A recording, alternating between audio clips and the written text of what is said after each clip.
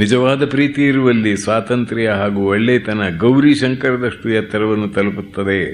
ಜನಾಂಗವನ್ನು ಉನ್ನತ ಸ್ತರಗಳಿಗೇರಿಸಿ ಅವರ ಧ್ಯೇಯೋದ್ದೇಶಗಳನ್ನು ಉದಾತ್ತಗೊಳಿಸಬಲ್ಲ ಶಕ್ತಿಯೇ ಈ ಪರಿಶುದ್ಧ ನಿಸ್ವಾರ್ಥ ಪ್ರೀತಿ. ಇದು ಅತ್ಯಂತ ಸೂಕ್ಷ್ಮವಾದ ಆದರೆ ಪ್ರಬಲ ಪರಿಣಾಮಕಾರಿಯಾದ ಶಕ್ತಿ.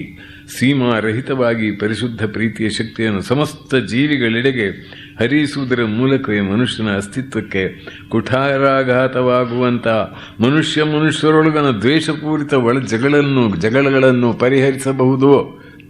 ಈ ಪ್ರೀತಿಯನ್ನು ಬಿಟ್ಟು ಮಾರಕ ಅಸ್ತ್ರಗಳ ಸಂಗ್ರಹದಿಂದಾಗಲಿ, ನಿರ್ಬಂಧಕ ಪೊಲೀಸು ದಳದಿಂದಾಗಲಿ, ಆರ್ಥಿಕ ಹಾಗೂ ರಾಜಕೀಯ ವಿಧಾನಗಳಿಂದಾಗಲಿ, ಹೈಡ್ರೋಜನ್ ಬಾಂಬ್ನಿಂದಾಗಲಿ ಜಗತ್ತು ಎದುರಿಸಬೇಕಾದ ಬರಲಿರುವ ದುರಂತವನ್ನು ತಪ್ಪಿಸಲು ಸಾಧ್ಯವಿಲ್ಲ.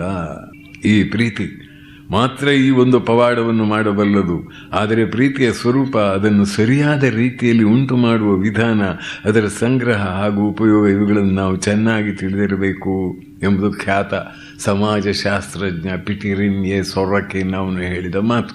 ಮಕ್ಕಳ ಸರಿಯಾದ ಬೆಳವಣಿಗೆಗೆ, ಈ ಅನಾಥ ಮಕ್ಕಳ ಸರಿಯಾದ ಬೆಳವಣಿಗೆಗೆ ಈ ತಾಯಿಯ ಪ್ರೀತಿ ಇಲ್ಲದಿದ್ದರೆ ಅವುಗಳು ಹೇಗೆ ನಶಿಸಿ ಹೋಗ್ತಾವೆ ಎಂಬುದನ್ನು ಡಾಕ್ಟರ್ ಸ್ಪಿಟ್ಸ್ ಎನ್ನುವರು ಒಂದು ಪ್ರಯೋಗದ ಮೂಲಕ ತಿಳಿಸಿಕೊಟ್ಟಿದ್ದಾರೆ. ಪ್ರೀತಿ ವಾತ್ಸಲ್ಯ ಇಲ್ಲದೆ ಹೇಗೆ ಅದು ತೊಂದರೆ ಆಗ್ತದೆ ಮಕ್ಕಳಿಗೆ ಅಂತ ಹೇಳುವುದನ್ನು, ಸಾಂಕ್ರಾಮಿಕ ರೋಗ ಮತ್ತು ಹಸಿವೆಯಿಂದ, ಅಯೋಗ್ಯ ಆಹಾರದಿಂದ ಮಕ್ಕಳು ದುರ್ಬಲರಾಗಿ ಸಾಯುವಂತೆ ತಾಯಿಯ ಒಲವನ್ನೇ ಕಂಡರಿಯದ ಮಕ್ಕಳು ಬಹುಬೇಗನೆ ರೋಗಿಷ್ಠರು, ದುರ್ಬಲರು ಆಗಿ ಸಾಯುತ್ತಾರೆಂದು ಈ ಕ್ಷೇತ್ರದಲ್ಲಿ ಸಂಶೋಧನೆ ಮಾಡಿದ ಡಾಕ್ಟರ್ ರೀನೆ ಎ ಸ್ಪಿಟ್ಸ್ ಹೇಳ್ತಾರೆ. ಅನಾಥಾಲಯ 34 ಅನಾಥ ಶಿಶುಗಳ ಸಾವನ್ನು ಯಥಾವತ್ತವಾಗಿ ಚಿತ್ರೀಕರಿಸಿ ಅದರ ವರದಿಯನ್ನು ಅವರು ನೀಡಿದ್ದಾರೆ. ತಾಯಿಯ ಪ್ರೀತಿಯೊಂದನ್ನು ಬಿಟ್ಟು ಬೇರೆಲ್ಲ ಅವಶ್ಯಕತೆಗಳನ್ನು, ರಕ್ಷಣೆಯನ್ನು, ವೈದ್ಯಕೀಯ ಸೌಲಭ್ಯಗಳನ್ನು ಆ ಅನಾಥ ಶಿಶುಗಳ ಆಲಯದಲ್ಲಿ ಒದಗಿಸಲಾಗಿತ್ತು.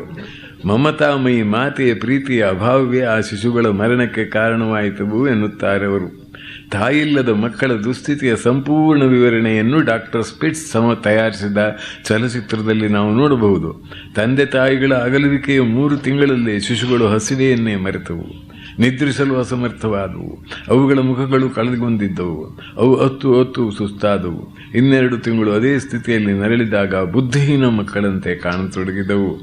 1 ವರ್ಷ ಮುಗಿಯುವುದರೊಳಗಾಗಿ 27 ಮಕ್ಕಳು ತೀರಿಕೊಂಡವು.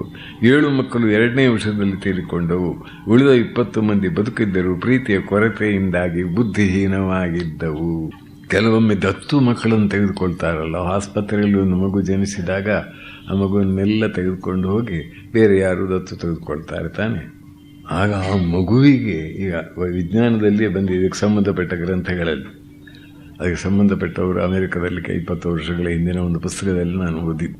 ಆ ಮಗುವಿಗೆ ಅಯ್ಯೋ ನನ್ನ ತಾಯಿಯ ಸ್ಪರ್ಶವೇ ನನಗಿಲ್ಲ, ತಾಯಿ ಎಷ್ಟು ಕಷ್ಟಪಟ್ಟು ನನ್ನನ್ನು ಈ ಜಗತ್ತಿಗೆ ತಂದಲು, ನಾನು ಅವಳಿಗೆ ಯಾವ ರೀತಿಯಲ್ಲಿ ಒಂದು ಸಂತೋಷವನ್ನು ಉಂಟು ಮಾಡದೇ ಹೋದ್ನಲ್ಲ ಅಂತ ಅದು ದುಃಖ ಪಡ್ತದೆ ಅಂತ. ಅಂದರೆ ಆ ಪ್ರೀತಿಯ ಮಹಿಮೆ. ಅದಕ್ಕಾಗಿಯೇ ಡೀನ್ ಆನ್ರಿಚ್ ಇತ್ತೀಚೆಗೆ ಬರೆಯಲ್ಪಟ್ಟ ಪುಸ್ತಕಗಳಲ್ಲಿ ಇದೊಂದು ಪ್ರಾಮುಖ್ಯವಾದ ಪುಸ್ತಕ. ಲವ್ ಆ್ಯಂಡ್ ಸರ್ವೈವಲ್ ಅಂತ ಅದರ ಹೆಸರು. ಪ್ರೀತಿ ಮತ್ತು ಬದುಕು ಉಳಿಯುವುದು ಅಂತ ಅರ್ಥ. ಪ್ರೀತಿಗೂ ಆರೋಗ್ಯಕ್ಕೂ ಇರುವ ಸಂಬಂಧವನ್ನು ಕುರಿತು ಪರಿಶೋಧನಾತ್ಮಕವಾದ ಪುಸ್ತಕ. ಡಾಕ್ಟರ್ ಡೀನ್ ಆರ್ನಿಶ್ ಮೊದಲ ಬಾರಿಗೆ ಹೃದಯ ರೋಗವನ್ನು ಹಿಮ್ಮೆಟ್ಟಿಸುವಲ್ಲಿ ನಮ್ಮ ಜೀವನದ ವಿಧಾನ, ಜೀವನ ಶೈಲಿಯನ್ನು ಬದಲಿಸಬೇಕೆಂದು ಬರೆದಿದ್ದರು. ಇದೀಗ ಪ್ರೀತಿ ಹಾಗೂ ಆತ್ಮೀಯತೆ ಮತ್ತು ವಿಶ್ವಾಸಪೂರ್ವಕವಾದ ಸ್ನೇಹಪರತೆ ಇವುಗಳು ಸ್ವಾಸ್ಥ್ಯ ಹಾಗೂ ಸರ್ವಾಂಗೀಣ ಪ್ರಗತಿಯ ಪಥದಲ್ಲಿ ಅತ್ಯಂತ ಪ್ರಬಲವಾದ ಚಿಕಿತ್ಸಾ ವಿಧಾನಗಳು ಎಂದು ತಿಳಿಸಿದ್ದಾರೆ. ಎಷ್ಟು ಶಕ್ತಿ ಇದೆ ಈ ಪ್ರೀತಿಯ ಬಗ್ಗೆ. ಈ ಸಬ್ಜೆಕ್ಟಿನ ಮೇಲೆ ಯಾರೂ ಮಾತಾಡುವುದಿಲ್ಲ. ಅದರ ವೇರಿ ಸಾಮಾನ್ಯ ರೀತಿಯಲ್ಲಿ, ಅಂದರೆ ಅಸಂಬದ್ಧವಾದ ರೀತಿಯಲ್ಲಿ, ಅಶ್ಲೀಲವಾದ ರೀತಿಯಲ್ಲಿ ಅದನ್ನು ವರ್ಣನೆ ಮಾಡುವುದನ್ನು ಬಿಟ್ಟರೆ ನಮ್ಮ ಸಾಹಿತಿಗಳಿಗೂ ಬೇರೆ ಕೆಲಸ ಇಲ್ಲ. ಐ ಆಮ್ ಎಫ್ರೈಡ್, ನಾನು ಅವರನ್ನು ಕ್ರಿಟಿಸೈಸ್ ಮಾಡ್ತೇನೆ ಅಂತಲ್ಲ. ಮನುಷ್ಯರ ಮನಸ್ಸನ್ನು ಅದನ್ನು ವಿಕಾಸದ ಪಥದಲ್ಲಿ ಮುನ್ನಡೆಯುವಂತೆ ಮಾಡುವುದಕ್ಕಿಂತ ಅದನ್ನು ಕೆರಳಿಸಿ ಅದನ್ನು ನಮ್ಮ ಅಧೀನ ಮಾಡಿಕೊಳ್ಳುವಂತಹ ಅಥವಾ ಮನಸ್ಸನ್ನು ಕೆಳಮುಖವಾಗಿ ಹರಿಯುವಂತೆ ಮಾಡತಕ್ಕಂತಹ ಕೆಲಸ ನಡೀತಾ ಇದೆ ಅಂತ ಅನಿಸೋದಿಲ್ಲವೇ ಇದರ ಬಗ್ಗೆ ಸರಿಯಾಗಿ ಹೇಳದೇ ಇದ್ದರೆ? Am I wrong?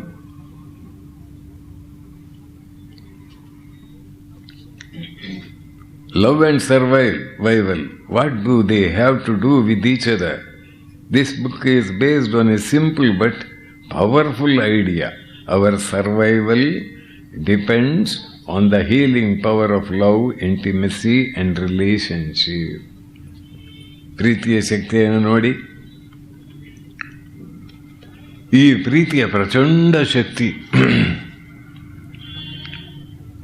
ಮಹಾಭಾರತದಲ್ಲಿ ಇದೆ.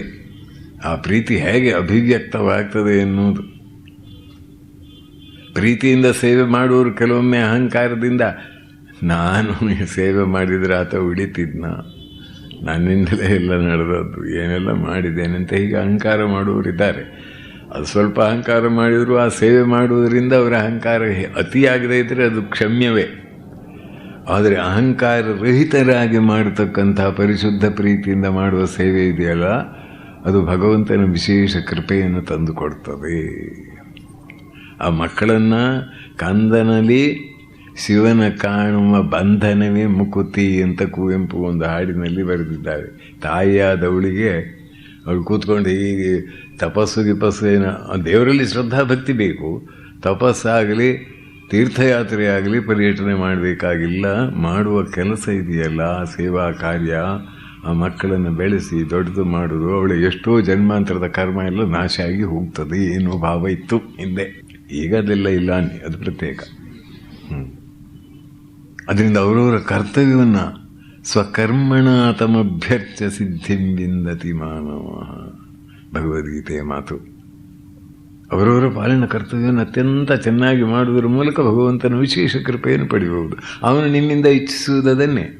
ಆ ಸೇವಾ ಭಾವನೆ, ಆ ಪ್ರೀತಿಯನ್ನು ಮಕ್ಕಳಿಗೆ ತಿಳಿಸಿಕೊಡ್ತಾರೆಯೇ. ಶಿಲ್ಲಾಂಗಿನಲ್ಲಿ ನಾನು ಆಶ್ರಮದಲ್ಲಿದ್ದಾಗ ಒಬ್ಬಳು ಹುಡುಗಿ ಬಂದು 13 ವರ್ಷ ಇರ್ಬೋದು. ನಾನು ಮನೆ ಬಿಟ್ಟು ಹೋಗ್ತೇನೆ ಸ್ವಾಮೀಜಿ ಅಂದು. ಯಾಕೆ ಕೇಳಿದೆ. ಮನೇಲಿ ಎಲ್ಲರೂ ನನಗೆ ಬೈತಾರೆ. ಅಯ್ಯಯ್ಯೋ, ಅದಕ್ಕೆ ನೀ ಎಲ್ಲಿ ಎದುರಿಗೆ ಹೋಗೋದಾ, ಹಾಗೆಲ್ಲ ಮಾಡಬಾರ್ದು, ಭಾಳ ತೊಂದರೆ ಇದೆ, ಹೊರಗಡೆ ಹೋಗಬಾರ್ದು, ಇಲ್ಲಿಯೇ ಮನೆಯಲ್ಲೇ ಇದ್ದು ನಿನಗೊಂದು ಉಪಾಯ ಹೇಳಿಕೊಡ್ತೇನೆ, ಅದನ್ನು ಮಾಡಿ ಒಂದು ವಾರದ ನಂತರ ಬಾ, ಆಮೇಲೆ ಹೇಳಿ ಏನಾಯಿತು ಅಂತ ಹೇಳಿದೆ. ಏನು ಮಾಡಬೇಕು, ಯಾರೆಲ್ಲ ಬೈತಾರೋ ಅವರ ಬೈಗಳನ್ನು ಒಂದು ವಾರದ ಮಟ್ಟಿಗೆ ನೀನು ಕೇಳಿಕೊಳ್ಳಬೇಕು, ಅದು ತಡ್ಕೊಳ್ಬೇಕು. ಅದು ಕೂಡಲೇ ಉತ್ತರ ಹೇಳಲಿಕ್ಕೆ ಹೋಗಬೇಡ, ಒಂದು ವಾರದ ಮಟ್ಟಿಗೆ.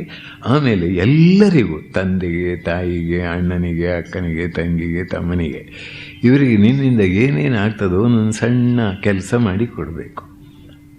ತಂದೆದು ಟಾರ್ಚ್ ಕಳೆದು ಹೋಗಿತ್ತ, ಅದನ್ನು ಹುಡುಕಿ ತಂದು ಅಲ್ಲಿ ಅವ್ರಿಗೆ ಬೇಕಾಗಿ ಅಲ್ಲಿಟ್ಟು ಈ ಕಡೆ ಹೋಗಬೇಕು, ಅಷ್ಟೇ, ಸಣ್ಣದು. ಅಣ್ಣನದು ಪೆನ್ಸಿಲ್ ಎಲ್ಲೋ ಕಳೆದು ಹೋಗಿತ್ತು, ಅದನ್ನು ಅಲ್ಲಿ ತಂದಿಟ್ಟುಬಿಡು. ತಾಯಿಗೆ ತರಕಾರಿ ಅಥವಾ ನೀರು ಬೇಕಾಗಿತ್ತು, ಅವಳು ಹೇಳದೇ ಇದ್ದರೂ ಹೋಗಿ ತಂದು ಕೊಟ್ಟು ಅವ್ರಿಗೆ ಸಣ್ಣ ಸಹಾಯ ಮಾಡೋದು.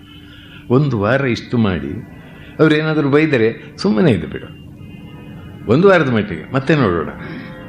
ಒಂದು ವಾರ ಬಿಟ್ಕೊಂಡು ಬಂದು ನಗ್ತಾಳೆ, ಏನಾಯಿತು ಕೇಳಿದೆ, ಈಗ ಎಲ್ಲ ಸರಿಯಾಗಿದೆ ಅಂತ. ಅಂದರೆ ಸೇವೆ, ಆ ಸೇವಾಧರ್ಮವನ್ನು ಮಕ್ಕಳಿಗೆ ಹೇಳಿಕೊಡದೇ ಇದ್ದರೆ ಎಷ್ಟು ಅನಾವಶ್ಯಕ ಜಗಳಗಳೆಲ್ಲ ದೂರ ಆಗ್ತದೆ. ಇಷ್ಟು ಮಾಡಲಿಕ್ಕೆ ನಮ್ಮ ಶಿಕ್ಷಣ ಪದ್ಧತಿಯಲ್ಲಿ ಏನೂ ಇಲ್ಲ. ಬೆಳಗಿಂದ ಸಾಯಂಕಾಲದವರೆಗೆ ಟಿ ವಿ ನೋಡಿದರೆ ಅಲ್ಲಿ ಅಮರ ಮಧುರ ಪ್ರೇಮ ಇಂಥದ್ದೆಲ್ಲ ಕೆಳಮಟ್ಟದ ವಿಚಾರಗಳನ್ನು ತಿಳಿಸೋದು ಆಯಿತು. ಸೇವಾಧರ್ಮದಿಂದ ಎಷ್ಟು ಅದ್ಭುತವಾದಂತಹ ಒಂದು ಪರಿವರ್ತನೆ ಸಾಧ್ಯ. ಮನೆಯಲ್ಲಿ ಎಲ್ಲರಲ್ಲಿ ಒಂದು ವಿಶ್ವಾಸ ಸೌಹಾರ್ದದ ಭಾವನೆ ಸಾಧ್ಯ, ಒಬ್ಬರಿಗೊಬ್ಬರು ಸಹಾಯ ಮಾಡುವಂಥದ್ದು. ಅದರಿಂದ ಈ ಸೇವೆ, ಮಹಾಭಾರತದಲ್ಲಿ ವ್ಯಾಸ ಮಹರ್ಷಿಗಳ ದ್ರೌಪದಿಯ ಒಂದು ವರ್ಣನೆ ಇದೇ ಅದ್ಭುತ. ಅದನ್ನು ಕೇಳಿದರೆ ನಮಗೆ ರೋಮಾಂಚವಾಗ್ತದೆ. ದ್ರೌಪದಿ ಹೇಳಿದ ಮಾತು, ಸತ್ಯಭಾಮೆ ಕೇಳಿದಂತೆ, ನಿನ್ನ ಗಂಡಂದ್ರನ್ನು ಹೇಗೆ ವಶದಲ್ಲಿ ಇಟ್ಕೊಂಡಿದ್ದೆ, ಏನಾದರೂ ಮಣಿ ಮಂತ್ರ ಔಷಧ ಇದೆಯಾ, ಏನಾದರೂ ಔಷಧ ಹಾಕಿ ಈ ಮದ್ದು ಹಾಕುವುದಂತಾರಲ್ಲ, ಹಾಗೇನಾದರೂ ಮಾಡಿ ಅವರನ್ನು ವಶದಲ್ಲಿ ಇಟ್ಕೊಂಡೆ ಅಂತ ಹೇಳಿದಾಗ ಅವಳು ಹೇಳಿದ ಮಾತು ನೋಡಿ, ನನ್ನ ಗಂಡಂದಿರು ಮೃದು ಸ್ವಭಾವದವರು, ಸತ್ಯಶೀಲರು, ಸತ್ಯಧರ್ಮಗಳನ್ನು ಪಾಲಿಸುವವರು, ಆದರೂ ಕ್ರೂರಿಗಳು ಕೋಪಿಷ್ಠರು ಆಗಿದ್ದರೆ ಹೇಗೋ ಹಾಗೆ ಎಚ್ಚರದಿಂದ ಪರಿಚರಿಸಿದ್ದೇನೆ. ನನ್ನ ಕಡೆಯಿಂದ ಒಂದು ತಪ್ಪಾಗದಂತೆ ನೋಡ್ಕೊಂಡಿದ್ದೇನೆ. ಕ್ರೂರಿಗಳಲ್ಲ ಅವರು. ಎಲ್ಲಿ ತಪ್ಪಾದರೆ ಅವರು ಏನು ಹೇಳುವುದಿಲ್ಲ, ಅಂಥದ್ದನ್ನು ಕ್ಷಮಿಸಲಿಕ್ಕೆ ಸದಾ ಸಿದ್ಧರಿದ್ದರು. ಆದರೆ ನಾನು ನನ್ನ ಕರ್ತವ್ಯವನ್ನು ಹಾಗೆ ಮಾಡಿದ್ದೇನೆ. ನನ್ನ ತಿಳಿವಳಿಕೆ ಅಂತ ಹೆಂಗಸಿಗೆ ಗಂಡನೇ ದೇವರು, ಅವನಿಗೆ ಗತಿ, ಅವನಿಗೆ ವಿಧೇಯತೆಯೇ ಆಕೆಯ ಸಾಧನೆ. ಇನ್ನು ಗುರು ಹಿರಿಯನನ್ನು ನಾನು ಭಕ್ತಿ ಆದರಗಳಿಂದ ನೋಡಿದ್ದೇನೆ. ನನ್ನ ಅತ್ತೆ ಮಾತಿಗೆ ಒಮ್ಮೆಯೂ ಪ್ರತಿ ನುಡಿದವಳಲ್ಲ. ನಾನೇ ನಿತ್ಯವೂ ಆಕೆಯನ್ನು ಪರಿಚರಿಸಿ ಸ್ನಾನ ಭೋಜನ ಆಚ್ಛಾದನಗಳನ್ನು ನೋಡಿಕೊಳ್ಳುತ್ತೇನೆ. ಅವಳಿಗೆ ಇಲ್ಲದ ಊಟ ನಿದ್ದೆಯನ್ನು ನಾನು ಅನುಭವಿಸುವುದಿಲ್ಲ. ಆಕೆಯನ್ನು ಪೃಥ್ವಿಗೆ ಸಮಾನಳೆಂದು ಕಂಡಿದ್ದೇನೆ. ಸಾವಿರಾರು ಜನ ಸ್ನಾತಕರು ಬ್ರಾಹ್ಮಣರು ಅರಮನೆಗೆ ಬಂದು ಹೋಗುತ್ತಿದ್ದ ಕಾಲದಲ್ಲಿ ಒಬ್ಬರನ್ನೂ ಬಿಡದೆ ಪ್ರತಿಯೊಬ್ಬರ ಸತ್ಕಾರವನ್ನು ನಾನು ನೋಡಿಕೊಳ್ಳುತ್ತಿದ್ದೆ. ಸಾವಿರಾರು ದಾಸಿಯರು ಅರಮನೆಯಲ್ಲಿ ಇರುತ್ತಿರಲಾಗಿ ನನಗೆ ಅವರೆಲ್ಲರ ಗುರುತು ಇತ್ತು, ಹೆಸರು ತಿಳಿದಿತ್ತು. Wonderful wonderful. ಇದೊಂದು ಬರೆದಿದ್ದಾರಲ್ಲ ಅವರು ವ್ಯಾಸ ಮಹರ್ಷಿಗಳು. ಹೆಸರು ಗೊತ್ತಿತ್ತು ಅಂದರೆ ಎಷ್ಟು ಆ ಪ್ರೀತಿ, ಎಷ್ಟು ವಿಶ್ವಾಸ ಪ್ರತಿಯೊಬ್ಬ ವ್ಯಕ್ತಿಯ ಮೇಲೆ ಆಲೋಚನೆ ಮಾಡಿ ನೋಡಿ. ಇದನ್ನು ಓದಿದಾಗ ನನಗೆ ಆ ವ್ಯಾಸರ ಅದ್ಭುತವಾದ ಪ್ರತಿಭೆ ನೋಡಿ, ಆ ವ್ಯಕ್ತಿಯನ್ನು ಗುರುತಿಸುವುದಲ್ಲಿ ಆ ವ್ಯಕ್ತಿಯ ಸ್ಯಾಕ್ರಿಫೈಸ್, ಸಮರ್ಪಣೆ, ಕರ್ತವ್ಯನಿಷ್ಠೆ, ಸೇವಾಪರಾಯಣತೆ. ನಾನು ಅವರೆಲ್ಲರ ಒಳಿತು ಕೆಡುಕುಗಳನ್ನು, ಕಷ್ಟ ಸುಖಗಳನ್ನು ಅರಿತಿದ್ದೆ. ಸಾವಿರಾರು ಆನೆ ಕುದುರೆಗಳು ಯುಧಿಷ್ಠಿರನ ಲಾಯಗಳಲ್ಲಿದ್ದಾಗ ಅವುಗಳ ಲಾಲನ ಪಾಲನೆಯ ಮೇಲ್ವಿಚಾರಣೆಯನ್ನು ಮಾಡುತ್ತಿದ್ದೆ. ನನ್ನ ಗಂಡಂದಿರು ಸಂಸಾರದ ಎಲ್ಲ ಹೊರೆಯನ್ನು ನನ್ನ ಮೇಲೆ ಬಿಟ್ಟು ತಮ್ಮ ಧರ್ಮದ ಅನುಷ್ಠಾನದಲ್ಲಿ ನಿಶ್ಚಿಂತರಾಗಿ ಮುಳುಗಿದ್ದರು. ಇಷ್ಟೆಲ್ಲ ಕೆಲಸಗಳನ್ನು ನೋಡಿಕೊಳ್ಳುವುದು ಸುಲಭವಾಗಿರಲಿಲ್ಲ. ಆದರೆ ಕಷ್ಟವಾಯಿತೆಂದು ನಾನು ಸೋಲಲಿಲ್ಲ. ಹಗಲು ರಾತ್ರಿ ದುಡಿದೆ, ಎಲ್ಲವನ್ನೂ ನೋಡಿಕೊಂಡೆ. ನನ್ನ ದಿನವೂ ಎಲ್ಲರಿಗೂ ಮೊದಲು ಎದ್ದಿದ್ದೇನೆ, ಎಲ್ಲರೂ ಮಲಗಿದ ಮೇಲೆ ಮಲಗಿದ್ದೇನೆ. ನಾನು ಗಂಡಂದಿರನ್ನು ವಶಪಡಿಸಿಕೊಳ್ಳಲು ಮಾಡಿದ ತಪಸ್ಸು ಇದು. ತಾಯಿಯಾಗಿ ಹೊಟ್ಟೆಯಲ್ಲಿ ಹುಟ್ಟಿದ ಕಂದ ಇಲ್ಲ, ತಾಯಿ ತೀರಿ ಹೋಗಿದ್ದಾಳೆ, ಮತ್ತೊಂದು ಮಗು ಅಂತ ಹೇಳಿದುಕೊಳ್ಳೆ ಹೆಂಗಸಾದವಳು ಅದನ್ನು ಸ್ವಲ್ಪ ಪ್ರೀತಿ ನೋಡ್ಕೊಳ್ಳಿಕ್ಕಾಗುವುದಿಲ್ಲಲ್ಲ. ಎಷ್ಟು ಮಕ್ಕಳಿಗೆ ಅವಸ್ಥೆ ಕಷ್ಟ ಆಗ್ತದೆ. ಒಂದು ಸಾಂತ್ವನದ ನೋಡಿ, ಊಟ ತಿಂಡಿಯಲ್ಲಿ ಪ್ರೀತಿ, ಇದನ್ನು ಕೊಡ್ಲಿಕ್ಕೆ ಸಾಧ್ಯ ಆಗುವುದಿಲ್ಲ. ಎಂಥ ದುರ್ಬಲ ಮನಸ್ಸಿನ ವ್ಯಕ್ತಿಗಳು ಇವರು. ಏನು ಧರ್ಮ ಮಾಡ್ತಾರೆ, ಏನು ದೇವಸ್ಥಾನಕ್ಕೆ ಹೋಗಿ ಏನು 9 ವರ್ಷ ವಯಸ್ಸಿನ ಹುಡುಗ ಮದ್ರಾಸಿನಲ್ಲಿ ನಮ್ಮ ಸ್ಕೂಲ್ನಲ್ಲಿ ತಂದು ಅವನನ್ನು ಹಾಕಿದರು. ಅವನು ಶಾಲೆಯಲ್ಲಿ ಮಕ್ಕಳ ಥರೆಲ್ಲ ಬೆಳಿಗ್ಗೆ ಹಠ ಮಾಡಿ ಅವರಿಂದ ದುಡ್ಡು ಕಿತ್ಕೊಳ್ತಿದ್ದ. 4 ಆಣೆ 10 ಆಣೆ ಇತ್ಯಾದಿ 4 ಆಣೆ. ಕೊನೆಗದು ಗೊತ್ತಾಗಿ ಕ್ಲಾಸಿನ ಮುಖ್ಯ ಅಧ್ಯಾಪಿಕೆಗೆ ಹೇಳಿ ಅವರು ಅವನನ್ನು ಕರೆಸಿ, ಯಾಕೆ ಮಾಡ್ತೀನಿ ಹೀಗೆ, ನಿಮಗೆ ಇಲ್ಲಿಯೇ ವ್ಯವಸ್ಥೆ ಮಾಡೋಣ, ನಿನಗೇನು ತೊಂದರೆ ಆಗಿದೆ ಅಂತೆಲ್ಲ ಕೇಳಿದ್ರು. ಮಧ್ಯಾಹ್ನ ಬೆಳಿಗ್ಗೆ ನಮಗೆ ತಿಂಡಿ ಸಿಗ್ತಾಯಿಲ್ಲ, ಯಾರೋ ಬಂಧುಗಳ ಮನೆಯಲ್ಲಿ ಆ ಹುಡುಗನನ್ನು ಇಟ್ಟಿದ್ರು. ಬೆಳಿಗ್ಗೆ ತಿಂಡಿ ಸಿಗ್ತಾಯಿಲ್ಲ, ಅದಕ್ಕೆ ಕೇಳಿದೆ ಅಂತ ಹೇಳಿದರು. ಆ ತಿಂಡಿ ನಾನೇ ಕೊಡುವ ವ್ಯವಸ್ಥೆ ಮಾಡ್ತೀನಿ, ಬೇರೆಯವ್ರ ಹತ್ರ ಕೇಳೋದು ಬೇಡ ಅಂತ ಹೇಳಿದರು. ಆಮೇಲೆ ಇಲ್ಲಿಯೇ ತಿಂಡಿ ತಗೊಂಡ, ಬಾಕಿ ತೊಂದರೆ ಕೊಡ್ತಾ ಇರಲಿಲ್ಲ. ಹೀಗೆ ಕೆಲವು ದಿನಗಳು ಕಳೆದ ಮೇಲೆ ಒಂದಿನ ಅವನನ್ನು ಹತ್ತಿರ ಕರೆದು, ನಿನಗೇನು ಬೇಕಾಗಿದೆ, ಏನು ಹೇಳು ಅಂತ ಕೇಳಿದಾಗ ಅವನ ತಾಯಿ ಸಿಂಗಾಪುರದಲ್ಲಿ ಇದ್ದದ್ದು. ಅಲ್ಲಿ ಅವಳು ತೀರಿ ಹೋಗಿದ್ದಾಳೆ. ತೀರಿ ಹೋದ ವಿಚಾರ ಅವನಿಗೆ ಹೇಳಲಿಲ್ಲ. ತಾಯಿ ಬರ್ತಾಳೆ, ನನ್ನನ್ನು ನೋಡಿಕೊಳ್ತಾಳೆ ಅನ್ನೋ ಭಾವದಿಂದ ಆತ ಕಾಯ್ತಾ ಇದ್ದ. ಬಹಳ ಕ್ರೂರಿಯಾದ ಹುಡುಗ ಅಂತ ಕಾಣುವವನು ನಿನಗೇನು ಬೇಕು ಕೇಳಿದ್ರೆ ನಮ್ಮ ತಾಯಿಯನ್ನು ಕರೆಸಿಕೊಡಿ ಅಂತ ಗೋಳು ಅಂತ ಹತ್ಬಿಟ್ಟ ಅಂತ. ಇವರಿಗೆ ಗೋಳು ಬಂದು ಹೋಯ್ತು. ಈ ಬಂಧುಗಳಿಗೆ ಒಂದು ಸ್ವಲ್ಪ ಆ ಹುಡುಗನ ಪ್ರೀತಿಯಿಂದ ನೋಡ್ಕೊಳ್ಬೇಕನ್ನೋ ಬುದ್ಧಿ ಇಲ್ಲ. ಅದು ನನ್ನ ಮಗ ಅಲ್ಲ. ಈ ಹೆಂಗಸರಿಗೆ ಬುದ್ಧಿ ಇದೆಯಾ? ಸೇವಾ ಕ್ಷೇತ್ರದಲ್ಲಿ ಜನರ ಜೊತೆಗೆ 20 ವರ್ಷ ಕಾಲ ದುಡಿದ ಬಳಿಕ ನನ್ನ ಮನಸ್ಸಿಗೆ ಒಂದು ಸಂಗತಿ ಸ್ಪಷ್ಟವಾಗುತ್ತಲಿದೆ. ತಾನು ಯಾರಿಗೂ ಬೇಡದವನು ಎಂಬ ಭಾವನೆಯ ರೋಗ ಮನುಷ್ಯರು ಅನುಭವಿಸಬಹುದಾದ ಅದು ಕೆಟ್ಟ ರೀತಿಯ ರೋಗ. ಎಷ್ಟು ಕಷ್ಟಪಟ್ಟು ತಂದೆ ತಾಯಿಗಳು ಮಕ್ಕಳನ್ನು ಸಾಕಿ ಸಲಹುತ್ತಾರೆ, ಅವರು ವಿದ್ಯಾಭ್ಯಾಸ ಕೊಡ್ತಾರೆ, ಹಗಲು ರಾತ್ರಿ ಅವರು ಒಳಿತನ್ನು ಚಿಂತನೆ ಮಾಡ್ತಾರೆ. ಅವನಿಗೆ ಮೀಸೆ ಬಂದುಕೊಳ್ಳೆ ದೇಶ ಕಾಣೋದಿಲ್ಲ, ವಿದೇಶಕ್ಕೆ ಹೋಗ್ತಾನೆ. ಅಲ್ಲಿ ತಾಯಿ ತಂದೆ ಇದ್ದಾರ ಸತ್ರ ಅಂತ ಒಂದು ಸಲವೂ ವಿಚಾರಿಸೋದಿಲ್ಲ. ಏನು ಅವಸ್ಥೆ ಇದೋ? ಮಕ್ಕಳಲ್ಲಿ ಆ ಪ್ರೀತಿಯ ಮಹಿಮೆಯನ್ನು ಸರಿಯಾದ ರೀತಿಯಲ್ಲಿ ಬೋಧಿಸದೇ ಇದ್ದರೆ ಅವರು ಸ್ವತಂತ್ರರಾದಾಗ ಎಂಥ ಒಂದು ಸೆಲ್ಫಿಶ್ ಸ್ವಾರ್ಥಪರರಾಗ್ತಾರೆ ನೋಡಿ. ಹೇಗೆ ನಮ್ಮ ತಂದೆ ತಾಯಿಗಳು ಅದನ್ನೇ ಹಿಂದಿನವರು ತಂದೆ ತಾಯಿಯಲ್ಲಿ ಗೌರವವನ್ನು ಕೊಡೋದು. ಮಾತೃದೇವೋಭವ ಪಿತೃದೇವೋಭವ, ಅವರಲ್ಲಿ ದೋಷ ಇದ್ದರು, ಲಿಮಿಟೇಷನ್ಸ್ ಇದ್ದರು, ನಿನ್ನ ತಾಯಿ ತಂದೆ ತಾನೇ. ಭಗವಂತ ಆ ತಾಯಿ ತಂದೆಗಳ ಮೂಲಕ ನಿನ್ನನ್ನು ಈ ಜಗತ್ತಿಗೆ ತಂದಿದ್ದಾರೆ ತಾನೆ. ಆದ್ದರಿಂದ ನೀನು ಅವರಿಗೆ ಸಲ್ಲಿಸಬೇಕಾದಂತಹ ಸೇವೆ ಸಲ್ಲಲೇಬೇಕು, ಇಲ್ಲದ್ರೆ ದೋಷವಾಗ್ತದೆ, ಪಾಪ ಉಂಟಾಗ್ತದೆ ಅಂತ ನಮ್ಮಲ್ಲಿ ಮಾಡಿದ್ದಾರೆ. ಎಷ್ಟು ಅದನ್ನು ಶ್ರದ್ಧೆಯಿಂದ ಅವನು ತೀರಿ ಹೋದ ಬಳಿಕ ಶ್ರಾದ್ದಾದಿ ಕರ್ಮಗಳನ್ನು ಮಾಡಿ, ಗಯಾಶ್ರಾದ್ದದಲ್ಲಿ ಹೋಗಿ ಅಲ್ಲಿ ಮಾಡಿ ತಂದೆ ತಾಯಿಯ ಋಣವನ್ನು ತೀರಿಸಬೇಕೆನ್ನುವ ಭಾವನೆ ಹಿಂದೆ ಇತ್ತು. What is that? ಹಕ್ಕಿ ಪಕ್ಷಿಗಳು ಹಾಗೆ ನಾವು ಹಕ್ಕಿ ಪಕ್ಷಿಗಳಿಂದ ಬೇಕಾದಷ್ಟು ಕಲಿಯಬೇಕಾದದ್ದಿದೆ. ಹಕ್ಕಿ ಪಕ್ಷಿಗಳು ಶ್ರಾದ್ದ ಮಾಡ್ತಾವೆಯೇ ಅಂತ ಕೇಳೋರೆ, ನೀನು ಹಕ್ಕಿ ಪಕ್ಷಿಗಳಾಗಿ ಹುಟ್ಟುತ್ತೀಯ ಇನ್ನೊಮ್ಮೆ? ಅಂದರೆ ಮನುಷ್ಯನ ಸ್ವಾರ್ಥಕ್ಕೆ ಒಂದು ಇತಿಮಿತಿ. ವೃದ್ಧಾಶ್ರಮಗಳು ಹೆಚ್ಚಾಗ್ತಾ ಇವೆ. ವಿದೇಶದಲ್ಲಿ ಅದು ಬಹಳ ದುರಂತವನ್ನು ಉಂಟು ಮಾಡಿದೆ. ಹೀಗೆ ನಾವು ನಮ್ಮವರು ನನ್ನದು ಅನ್ನುವ ಭಾವನೆ ಇಲ್ಲದಿದ್ದರೆ ಆ ಜೀವಕ್ಕೆ ಎಷ್ಟು ಕಷ್ಟ ಆಗ್ತದೆ ಅಂತ. ಕುಷ್ಠರೋಗಕ್ಕೆ ನಾವು ಔಷಧ ಕಂಡುಹಿಡಿದಿದ್ದೇವೆ. ಸಾವಿರಾರು ಜನರು ಆ ರೋಗದಿಂದ ಬಿಡುಗಡೆ ಹೊಂದಿದ್ದಾರೆ. ಕ್ಷಯರೋಗಕ್ಕೂ ಔಷಧ ಕಂಡುಹಿಡಿಯಲಾಗಿದೆ. ಸಾವಿರಾರು ಮಂದಿ ಕ್ಷಯರೋಗದಿಂದ ಮುಕ್ತರಾಗಿದ್ದಾರೆ. ಇತರ ನೂರಾರು ರೋಗಗಳಿಗೂ ಔಷಧ ಕಂಡುಹಿಡಿಯಲಾಗಿದೆ.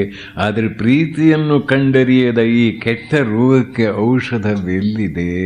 ಹೃದಯದಲ್ಲಿ ಪ್ರೀತಿಯನ್ನು ತುಂಬಿಕೊಂಡು ಕೈಗಳಿಂದ ಸೇವೆ ಮಾಡಲು ಸಿದ್ಧರಾದ ವ್ಯಕ್ತಿಗಳಿಂದ ಮಾತ್ರವೇ ಈ ಕೆಟ್ಟ ರೋಗ ದೂರವಾಗಲು ಸಾಧ್ಯ ಎಂದರು ಮದರ್ ಥೆರೇಸಾ. ಜಗತ್ತೇ ಪರಿಶುದ್ಧ ಪ್ರೀತಿಗಾಗಿ ಆತುರದಿಂದ ಹಾತೊರೆಯುತ್ತಿದೆ.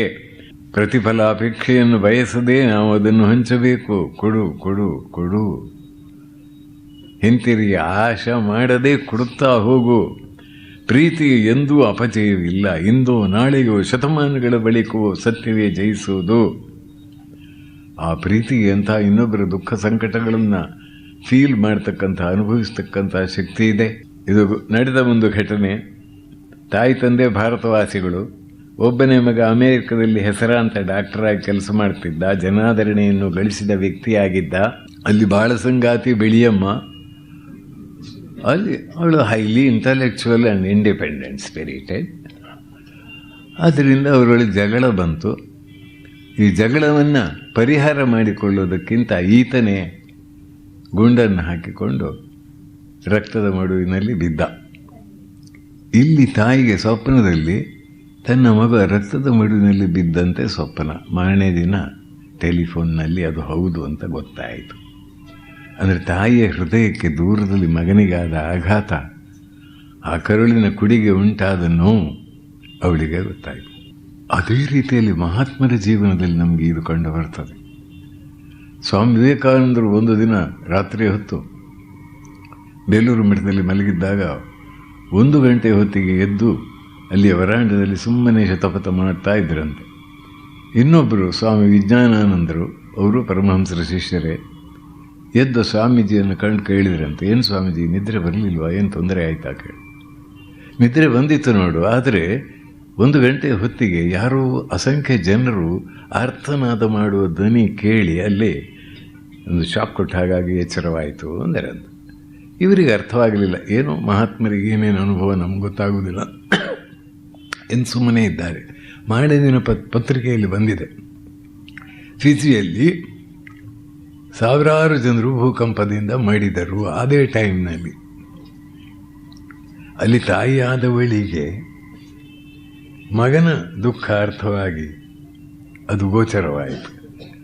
ಸಹಸ್ರಾರು ತಾಯಂದಿರ ಹೃದಯವನ್ನು ತಮ್ಮಲ್ಲಿ ಇಟ್ಟುಕೊಂಡಂತಹ ಒಬ್ಬ ವ್ಯಕ್ತಿಗೆ ದೂರದ ಜನರ ಕಷ್ಟ ಸಂಕಟಗಳು ಅರ್ಥವಾಗುತ್ತೆ. ಮಹಾತ್ಮರ ಹೃದಯ ಎಷ್ಟು ವಿಶಾಲ, ಎಂಥ ಹೃದಯ ಅದು, ಆಲೋಚನೆ ಮಾಡಿ ನೋಡಿ. ಈ ಪ್ರೀತಿಯನ್ನು ಬಾಲ್ಯದಲ್ಲೇ, ಈ ಪ್ರೀತಿಯನ್ನು ಸಾಧು ಸಂತರು ಭಕ್ತರಿಗೆ, ಅಧ್ಯಾಪಕರು ಮಕ್ಕಳಿಗೆ, ಮನೆಯಲ್ಲಿ ಸಂಸಾರಸ್ಥರು ಪರಸ್ಪರ ಈ ಪ್ರೀತಿಯನ್ನು ಕಲ್ತ್ಕೊಂಡ್ರೆ, ಅದನ್ನು ವ್ಯವಹಾರದಲ್ಲಿ ತಂದುಕೊಂಡ್ರೆ ಎಷ್ಟು ಅದ್ಭುತವಾದ ಧರ್ಮದ ಹೆಸರಿನಲ್ಲಿ ಎಷ್ಟು ಜಗಳ ಯಾಕೆ?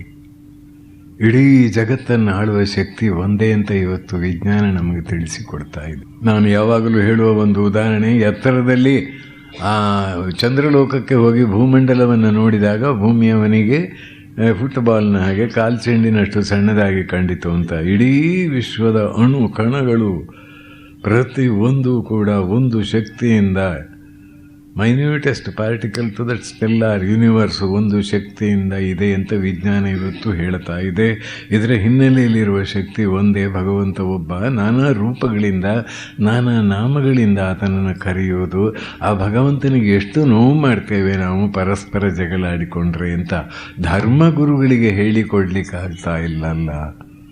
ಇದೇ ಅಂತ ದುರಂತ.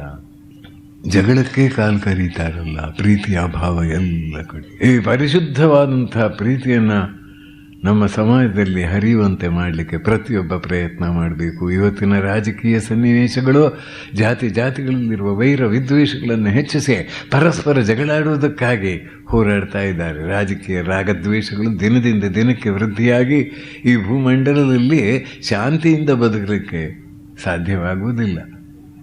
ಅದರಿಂದ ಪರಸ್ಪರ ಎಲ್ಲ ಸಮಾಜದಲ್ಲಿಯೂ ಕೂಡ, ಎಲ್ಲ ಸಮಾಜದಲ್ಲೂ ಈ ಪರಸ್ಪರ ವಿಶ್ವಾಸ ಸೌಹಾರ್ದವನ್ನು ಬೆಳೆಸ್ತಕ್ಕಂಥ ಒಂದು ಪಕ್ಷ ತಯಾರಾದರೆ ಒಳ್ಳೆಯದು. ನಿಮ್ಮಲ್ಲಿ ಯಾರಾದರೂ ಲೀಡರ್ಶಿಪ್ ಕ್ವಾಲಿಟಿ ಇರುವವರು ಈ ಪಕ್ಷವನ್ನು ತಯಾರು ಮಾಡಿ. ಎಲ್ಲ ಅವರು ಬೇರೆ ನಮ್ಗೆ ಅಧಿಕಾರ ಬೇಡ, ಏನೂ ಬೇಡ, ನಮ್ಮ ಜನರು ಶಾಂತಿಯಿಂದ ಸೌಹಾರ್ದದಿಂದ ಬಾಳುವುದಕ್ಕೆ ಏನು ಬೇಕೋ ಅದನ್ನು ನಾವು ಮಾಡ್ತೇವೆ ಅಂತ ಹೊರಟ್ರೆ, ಅದಕ್ಕೆ ಸರ್ಕಾರದಿಂದ ನಮ್ಮ ಪ್ರೆಸಿಡೆಂಟ್ ಅಬ್ದುಲ್ ಕಲಾಂರಿಗೆ ಹೇಳಿಸಿ ಏನಾದರೂ ಅವರ ಫಂಡಿನಿಂದ ಹಣ ಕೊಡಿಸ್ಲಿಕ್ಕೆ ವ್ಯವಸ್ಥೆ ಮಾಡಬಹುದು. ಯಾಕಂದರೆ ಅವರು ಈ ರಾಷ್ಟ್ರದ ಹಿತಚಿಂತನೆ ಮಾಡುವುದರಲ್ಲಿ ಬಹಳ ಆಸಕ್ತರು, ರಾಷ್ಟ್ರದ ಅಭ್ಯುದಯಕ್ಕಾಗಿ ದುಡಿಯುವುದರಲ್ಲಿ ಬಹಳ ಆಸಕ್ತರು. ಇದನ್ನು ನಾನು ಯಾಕೆ ಹೇಳಿದೆ ಅಂದರೆ, ಏನಾಗಿದೆ ಇವತ್ತಿನ ಸ್ಥಿತಿ ನೋಡಿ. ಜನ ಕಂಡರೆ ಜನ ಹೆದರಿದೆ, ಎಲ್ಲೆಲ್ಲಿಯೂ ಸಂದೇಹ. ಇದು ಎಷ್ಟು ದಿನ ನಡೆಯುವುದು? ಇದರಿಂದ ಏನು ಪ್ರಯೋಜನ ಆಗ್ತದೆ? ಅರೆ ಪ್ಯಾರ ಕಾ ಪ್ಯಾಲಾ ರಹತೆ ಭಾಯಾ ಹೇ ಕ್ಯೋ ಜಹರ್ ತುಮ್ಹೆ ಅಂತ ಮೈಥಿಲಿ ಶರಣಗುಪ್ತರ ಸಹೋದರ, ಅವರ ಹೆಸರೇನೋ ಇದೆ, ಮರ್ತೋಯ್ತು ಈಗ, ಒಬ್ಬರು ಬರೆದದ್ದು. ಅರೆ ಪ್ಯಾರ ಕಾ ಪ್ಯಾಲಾ ರಹತೆ, ಪವಿತ್ರವಾದ ಜೀವನದಾಯಿಯಾದ ಶಕ್ತಿಯನ್ನು ನೀಡತಕ್ಕಂಥ ಪ್ರೀತಿಯ ಅಮೃತ ರಸದ ಕುಂಭ ಇಲ್ಲಿ ಇರ್ತಾ ನಿನಗೆ ದ್ವೇಷದ ವಿಷ ಯಾಕೆ ಹಿಡಿಸಿದೆ ಮಗುವೇ? ಅರೇ ಪ್ಯಾರ ಕಾ ಪ್ಯಾಲಾ ರಹತೆ ಭಾಯಾ ಹೇ ಕ್ಯೋ ಜಹರ್ ತುಮ್ಹೆ. ಆ ರೀತಿಯಾಗಿದೆ. ಆದ್ದರಿಂದ ಈ ಪ್ರೀತಿ, ಪರಿಶುದ್ಧವಾದ ಪ್ರೀತಿಯಿಂದ ಎಲ್ಲ ಪ್ಲಾವಿತವಾಗಬೇಕು ಸಮಾಜ, ವ್ಯಕ್ತಿ. ಎಂಥ ಅದ್ಭುತ ಪರಿಣಾಮವಾಗ್ತದೆ. ಆ ಪ್ರೀತಿಯ ಪ್ರಚಂಡ ಶಕ್ತಿಯ ಬಗ್ಗೆ ನಾನೀಗ ನಿಮ್ಮ ಮುಂದೆ ಹೇಳಿದೆ. ಜಾಫ್ರೀಸ್ ಫಸ್ಟ್ ಅವನು ಹೇಳ್ತಾನೆ, ಜೀವಶಾಸ್ತ್ರ, ಆರೋಗ್ಯ ರಕ್ಷಣೆ, ಲೈಂಗಿಕ ವಿಜ್ಞಾನ ಇವುಗಳನ್ನು ಕುರಿತು ಪಾಠ ಹೇಳಿದ ಅನುಭವ ನನಗಿದೆ. ನಾನು ಏನು ಹೇಳುತ್ತಿದ್ದೇನೆ ಎಂಬುದು ನನಗೆ ತಿಳಿದಿದೆ. ಪಾಠ ಪಟ್ಟಿಯಲ್ಲಿ ಪರಿಶುದ್ಧ ಪ್ರೀತಿಯ ಮಹಿಮಾತಿಶಯಗಳನ್ನು ಸರಿಯಾಗಿ ತಿಳಿಸುವ ಯತ್ನ ಮಾಡದಿರುವುದು ನಮ್ಮ ವಿದ್ಯಾಭ್ಯಾಸ ಪದ್ಧತಿಯಲ್ಲಿ ಒಂದು ಮಹಾ ದೋಷವೆಂದು ನನಗನ್ನಿಸಿದೆ. ಪ್ರೀತಿಯೊಂದೊಡನೆ ಲೈಂಗಿಕತೆಯೊಂದಿಗೆ ಅದನ್ನು ಜೊತೆಗೂಡಿಸುವುದು ಸರ್ವಥಾ ಸರಿಯಲ್ಲ. ಹೆಣ್ಣು ಗಂಡುಗಳ ದೈಹಿಕ ಆಕರ್ಷಣೆಗೆ ಪ್ರೀತಿಯ ಅಭಿವ್ಯಕ್ತಿಯನ್ನು ಸೀಮಿತಗೊಳಿಸುವುದನ್ನು ಬಿಟ್ಟು ಪ್ರೀತಿಯ ಎಲ್ಲ ಮುಖಗಳ ಪರಿಚಯವನ್ನು ಶೈಶವದಿಂದಲೇ ಕಾಲೇಜು ಶಿಕ್ಷಣದವರೆಗೆ ಸರಿಯಾದ ಪಾಠ ಪಟ್ಟಿಗಳ ಮೂಲಕ ತಿಳಿಸಬೇಕಿತ್ತು. ಈ 200 ವರ್ಷಗಳಲ್ಲಿ ಹಾಗೆ ತಿಳಿಸಿಕೊಟ್ಟಿದ್ದರೆ ಇಂದು ಸಾಮಾಜಿಕ, ರಾಜಕೀಯ ಮತ್ತು ಜನಾಂಗಕ್ಕೆ ಸಂಬಂಧಿಸಿದ ಹಲವು ಗೊಂದಲದ ಸಮಸ್ಯೆಗಳು ಇಲ್ಲವಾಗುತ್ತಿದ್ದವು. ಈ ಪ್ರೀತಿಯ ಮಹಿಮೆಯನ್ನು ಇನ್ನೂ ವಿಚಾರ ವಿಮರ್ಶೆ ಇದೆ. ಇಂದಿನಿಂದಲೇ ನಾವು ಈ ಪ್ರೀತಿಯನ್ನು ನಮ್ಮ ಬದುಕಿನಲ್ಲಿ ತಂದುಕೊಳ್ಳುವುದಕ್ಕೆ ಪ್ರಯತ್ನ ಮಾಡಿದರೆ ಮನೆಯಲ್ಲಿ ಶಾಂತಿ ಹೇಗೆ ನೆಲೆಸ್ತದೆ ನೋಡಿ. ಇಷ್ಟನ್ನು ಹೇಳಿದ ಬಳಿಕ ಮನಸ್ಸಿನ ಅದ್ಭುತ ಶಕ್ತಿಯ ಬಗ್ಗೆ ಮಾತನಾಡ್ತೇನೆ ಅಂತ ನಾನು ಹೇಳಿದ್ದೆ. ಇನ್ನು ಕೆಲವೇ ನಿಮಿಷ ಇದೆ, ಬೇಕಾದರೂ ನಾಳೆಗೂ ಸ್ವಲ್ಪ ಮುಂದರಿಸಬಹುದು. ಸ್ವಲ್ಪ ಮಾತ್ರ ಹೇಳ್ತೇನೆ. ಭಗವಂತನ ರಾಜ್ಯದಲ್ಲಿ ಮನುಷ್ಯನಿಗೆ ಕೊಡಲ್ಪಟ್ಟಂಥ ಅವಕಾಶ ಪರಮಾದ್ಭುತವಾದದ್ದು, ಮನುಷ್ಯ ಜೀವನ ಅತ್ಯಂತ ಶ್ರೇಷ್ಠವಾದದ್ದು ಅಂತ ನಮ್ಮ ಋಷಿಮುನಿಗಳು ಹೇಳಿದ್ದಾರೆ. ಜಂತೂನಾಂ ನರಜನ್ಮ ದುರ್ಲಭಂ ಅಂತ ಆಚಾರ್ಯರು ವಿವೇಕ ಚೂಡಾಮಣಿಯ ಆದಿ ಭಾಗದಲ್ಲಿ ಹೇಳಿದ್ದಾರೆ.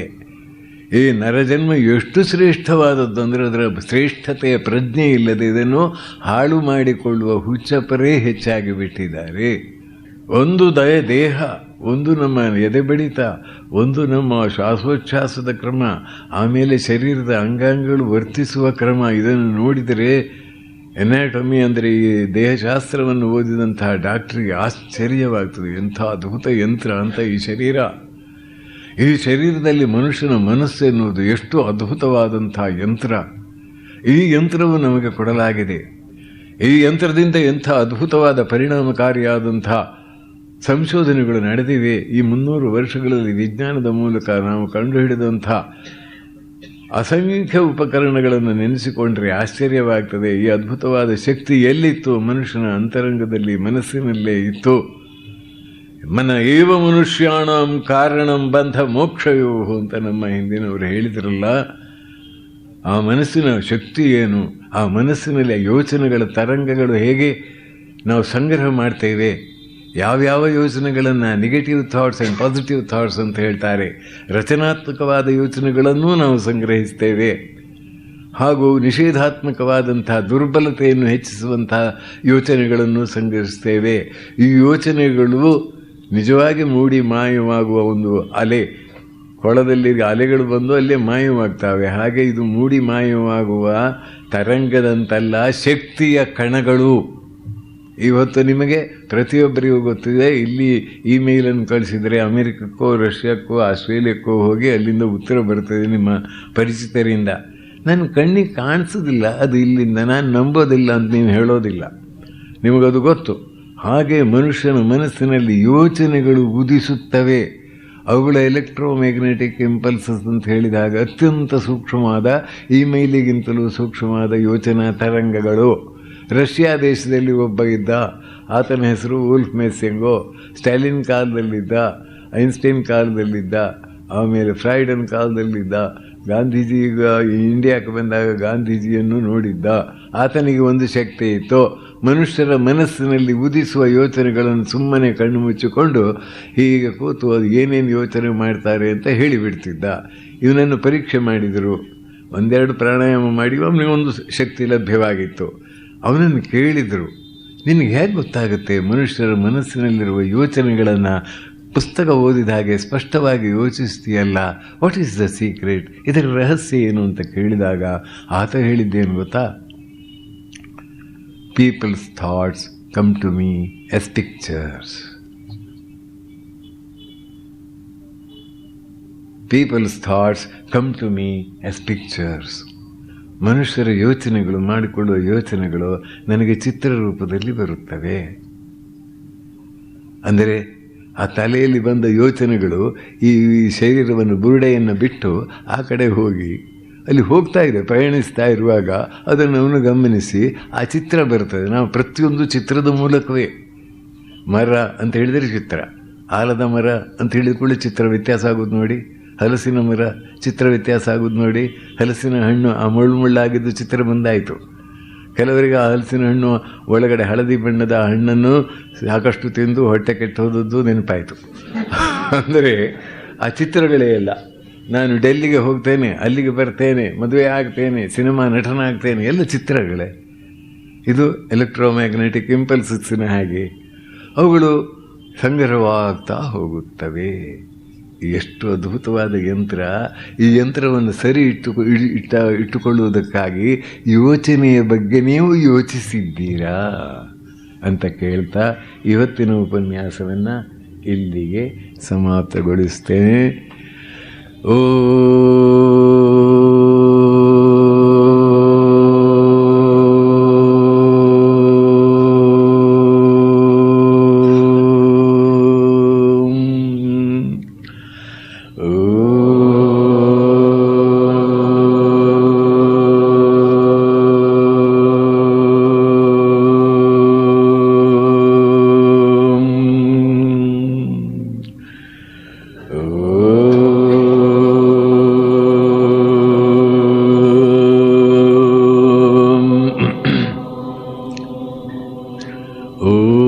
ಸರ್ವಸ್ತರತು ದುರ್ಗಾಣಿ ಸರ್ವೋ ಭದ್ರಾಣಿ ಪಶ್ಯತು ಸರ್ವಸದ್ಬುದ್ಧಿಮಾಪ್ನೋತು ಸರ್ವತ್ರ ನಂದತು. ಹರಿ ಓಂ ತತ್ಸತ್. ಎಲ್ಲರಿಗೂ ಶುಭವಾಗಲಿ, ಒಳಿತಾಗಲಿ. ಎಲ್ಲರಿಗೂ ಶುಭವಾಗಲಿ, ಒಳಿತಾಗಲಿ, ಮಂಗಲವಾಗಲಿ. ಎಲ್ಲರಿಗೂ ಶುಭವಾಗಲಿ, ಒಳಿತಾಗಲಿ, ಮಂಗಲವಾಗಲಿ. ಎಲ್ಲರೂ ಪರಮ ಪ್ರೀತಿಯ ವಿಶ್ವಾಸದ ಒಂದು ಭಾವನೆಯನ್ನು ಬೆಳೆಸಿಕೊಳ್ಳಲಿ. ಭಗವಂತನಲ್ಲಿ ಶ್ರದ್ಧಾ ವೃದ್ಧಿಯಾಗಲಿ. ಎಲ್ಲರಿಗೂ ಶುಭವಾಗಲಿ, ಮಂಗಲವಾಗಲಿ. ಓಂ ಶಾಂತಿ ಶಾಂತಿ ಶಾಂತಿ. ಓಂ ನಿತ್ಯ ಶುದ್ಧ ಬುದ್ಧ ಮುಕ್ತ ವೇದಾಂತಾಂಬುಜ ಭಾಸ್ಕರಂ ನಮಾಮೇವ ಕರ್ತಾರಂ ಆರ್ತನಾಥಂ ಗಿರೀಶಂ.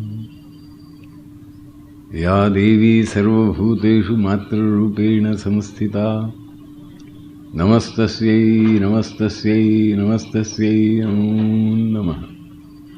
ನಮಸ್ತಸ್ಯೈ ನಮಸ್ತಸ್ಯೈ ನಮಸ್ತಸ್ಯೈ ನಮೋ ನಮಃ. ನಮಸ್ತಸ್ಯೈ ನಮಸ್ತಸ್ಯೈ ನಮಸ್ತಸ್ಯೈ ನಮೋ ನಮಃ. ಆತ್ಮೀಯ ಬಂಧು ಭಗಿನಿಯರೇ, ದೇವರಿದ್ದರೆ ಏಕೆ ಹೀಗೆ ಎನ್ನುವ ಒಂದು ಶೀರ್ಷಿಕೆಯಿಂದ ಪ್ರಾರಂಭವಾದ ಉಪನ್ಯಾಸ ಇವತ್ತು ಕೊನೆಗೊಳ್ತಾ ಇದೆ. ದೇವರೆಂಬುದು ಕಗ್ಗತ್ತಲೆಯ ಗವಿ ಅಲ್ಲ, ನಾವು ಅರಿಯಲಾರದುದರ ಒಟ್ಟು ಹೆಸರಲ್ಲ. ಸರ್ವಶಕ್ತನಾದ ಭಗವಂತನಿದ್ದಾನೆ, ಸರ್ವಜ್ಞನೂ ಸರ್ವವ್ಯಾಪಿಯೂ, ಇಡೀ ವಿಶ್ವ ಬ್ರಹ್ಮಾಂಡದ ಸೃಷ್ಟಿಸ್ಥಿತಿ ಲಯಕಾರಿಯೂ, ಜೀವಿಗಳಿಗೆ ಅವರ ಕರ್ಮದ ಫಲವನ್ನು ಕೊಡ್ತಕ್ಕಂಥ, ಊಟ ಮಾಡಿಸಿ ಕರ್ಮದ ಫಲವನ್ನು ನೀಡಿ ನಾನಾ ರೀತಿಯಲ್ಲಿ ತರಬೇತಿಯನ್ನು ಕೊಟ್ಟು ತನ್ನೆಡೆಗೆ ಬರಮಾಡಿಕೊಳ್ಳತಕ್ಕಂಥ ಒಂದು ವ್ಯವಸ್ಥೆ ಕಂಡು ಬರ್ತದೆ ಎಂಬುದನ್ನು ಶಾಸ್ತ್ರಾಧಾರದಿಂದ, ಸಂತರ ಅನುಭವಗಳಿಂದ, ಆಮೇಲೆ ಯುಕ್ತಿಯಿಂದ, ವಿಚಾರದ ಮೂಲಕ, ಆ ಬಳಿಕ ಆಧುನಿಕ ವಿಜ್ಞಾನದ ನೂತನ ಸಂಶೋಧನೆಗಳ ಬೆಳಕಿನಲ್ಲಿ ಪ್ರಾಕ್ತನ ಅಥವಾ ಋಷಿಗಳು ಕಂಡುಹಿಡಿದ ಸತ್ಯದ ಮಹಿಮೆ ಎಷ್ಟು ಎಂಬುದನ್ನು ತಿಳಿಸಲಿಕ್ಕೆ ಪ್ರಯತ್ನ ಮಾಡಿದ್ದೇನೆ. ನಿನ್ನೆ ದಿನ ಮನಸ್ಸಿನ ಶಕ್ತಿ, ಮನಸ್ಸು ಎಂಥ ಅದ್ಭುತವಾದ ಯಂತ್ರ, ಅದನ್ನು ಕುರಿತು ಕೆಲವು ಮಾತುಗಳನ್ನು ಹೇಳಿದ್ದೆ. ಮನ ಏವ ಮನುಷ್ಯಾಣಂ ಕಾರಣಂ ಬಂಧ ಮೋಕ್ಷಯೋ ಅಂತ ನಮ್ಮ ಹಿರಿಯರು ಹೇಳಿದ ಮಾತಿನಲ್ಲಿ ಪೂರ್ಣ ಸತ್ಯಾಂಶ ಇದೆ. ಈ ಮನಸ್ಸಿನ ಶಕ್ತಿಯನ್ನಾಗಲಿ, ಮನಸ್ಸು ಕೆಲಸ ಮಾಡುವ ವಿಧಾನವನ್ನಾಗಲಿ, ಮನಸ್ಸಿನ ನಾನಾ ಹಂತಗಳು, ಅದರ ನಾನಾ ಮುಖಗಳ ಬಗ್ಗೆ ಆಧುನಿಕ ವಿಜ್ಞಾನ ಇನ್ನೂ ಆಳವನ್ನು ಪ್ರವೇಶಿಸಿಲ್ಲ. ಇತ್ತೀಚೆಗೆ ಸ್ವಲ್ಪ ಮಟ್ಟಿಗೆ ಪ್ರವೇಶಿಸ್ತಾ ಇದೆ. ಭಾರತೀಯ ಋಷಿಮುನಿಗಳು ಅದರ ಬಗ್ಗೆ ಸಾಕಷ್ಟು ಸಂಶೋಧನೆಯನ್ನು ಮಾಡಿದ್ದಾರೆ. ಸಂಶೋಧನೆ ಅಂದರೆ ಲ್ಯಾಬೊರೇಟರಿ ಅಲ್ಲ, ಮನಸ್ಸನ್ನೇ ಅಧ್ಯಯನ ಮಾಡಿದ್ದಾರೆ, ಮನಸ್ಸನ್ನು ಅಂತರ್ಮುಖವಾಗಿ ಪರಿಶೀಲಿಸಿದ್ದಾರೆ, ಮನಸ್ಸಿನ ವಿವಿಧ ಆಯಾಮಗಳನ್ನು ಕಂಡು ಹಿಡಿದಿದ್ದಾರೆ. ಆ ಬಳಿಕ ಈ ಮಾತನ್ನು ಹೇಳಿದ್ದಾರೆ.